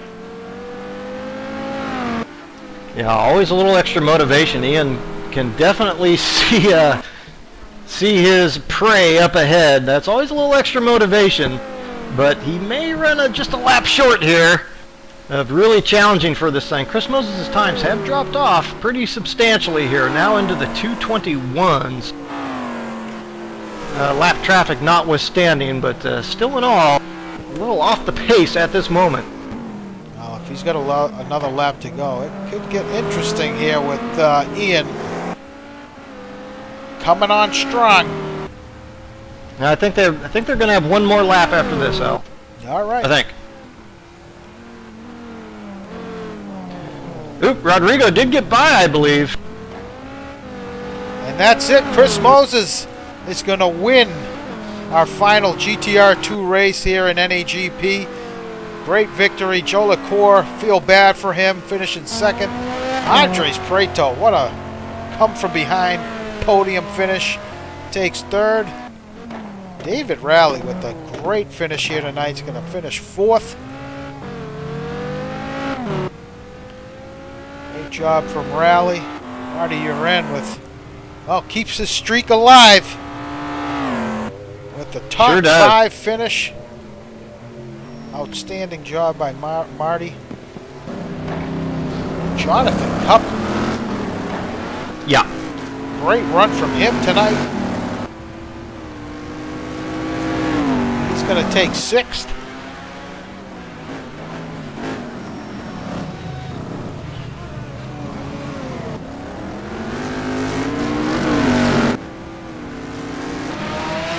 Aaron Parsons is going to hold off.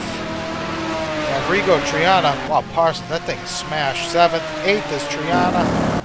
White and his teammate Trussler are going to finish 9th and 10th for the photo op. Looks like Trussler's going to take 9th. Houston is going to finish here in 11th.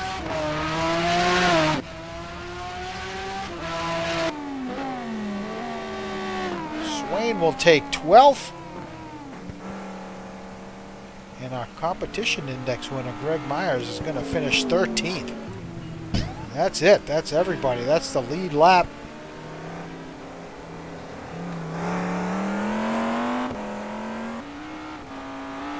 Oops, left the channel. Chris Moses, outstanding job. Do you copy? I copy, Al. Well, great win tonight, Chris. Kind of fitting that you won the race. Got lucky there with Ian with the an unforced error there through that left-hander, that no-name left, and you were there to seize the opportunity. But wow, what a great run between all you 3 guys. Well, and Jaime Moore early on. That was pretty intense. Had a bit of a slow start for yourself there, Moses, off the lights. What happened there? Me being a track marshal admin for the race, I didn't think Ezra was going to make the start, so I was already typing in restart because I didn't know. And I went back to the pits looking for him, checked the chat, and then I was so worried about him not starting that I had a bad start myself. Well, I'll mention the intensity. Just what was the intensity level like for those 48 laps, and did it remain pretty constant? Well, I tell you, the first stint, once I ended up being in 4th, my main objective was to try to save a little fuel and tires and see how the car was. Not even try to challenge the guys, push, and I found that wasn't helping. So after the first pit stop, I pushed like hell right off the bat, and that's when I ended up getting a little ground on Ezza. But uh, Ian definitely had better tires at the end of the stint, and Ezza probably a little bit better. So uh, I would never. I might have got within like 2 seconds of Ian before my tires went off, but that's been that's when it hit me. I was like trying to win my first race again when he spun. I'm like, oh my god, I'm leading, and I got to keep it going here. Yeah, it was pretty fascinating figuring out the scenarios and with Parsons and White and all that good stuff. So, but tremendous race. It was great to see you win, and yeah, it was. I know you were pretty determined to win this one. So good job. Yeah, not to sound too cocky, but I probably was the fourth quickest guy, but I think I drove the best race overall. I didn't make any mistakes, and no scratches on the car, and it worked out in the end. All right. Well, hang on. Let's talk to our champions here, if you don't mind hanging in here. Hang on.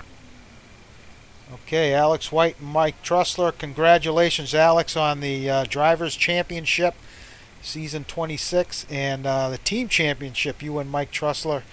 Well, you guys sealed that up, I believe, last race, but truly another great season for you, Alex. Were you a little bit worried there as Parsons moved up to second?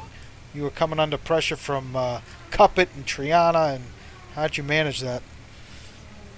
Uh, yeah, sweat was pouring off me pretty much the whole race. And yeah, Ez is an amazing driver. Like, there's no question about it. He's pretty much the benchmark at any GP, and I'm pretty pleased to have won this season. It's been fantastic the whole season. But your season overall, how did you've won a couple championships already in the past. How did this one stack up to your others? Oh, there was only one race where I'd definitely say that I could have done better. That was Indianapolis, when I threw it in the pit lane for no good reason. But other than that, I've pretty much got as much as I possibly could out of the car, with mostly thanks to Mike's setups, who's been fantastic the whole season. Yeah, go ahead, Brad, sorry. No, I was just going to congratulate you guys as well. On the team side, it was a staggering, pretty dominating performance. I did want to ask you, Alex, real quickly, if you had an idea of what the point situation was during the race, but then for you and your teammate, just how good it felt. I mean, did you guys work pretty well over the course of the season? Yeah, Mike has been excellent, but to answer your first question, I knew if Ezra won I had to finish 6th. After that, I wasn't completely sure. But after he had his drive-through, it was pretty much game over. I've completely forgotten what the second question was, sorry. That's all right. Well, Mike, we got Mike Trussler in here. So, Mike, congratulations on, I believe this is your first team championship. All right.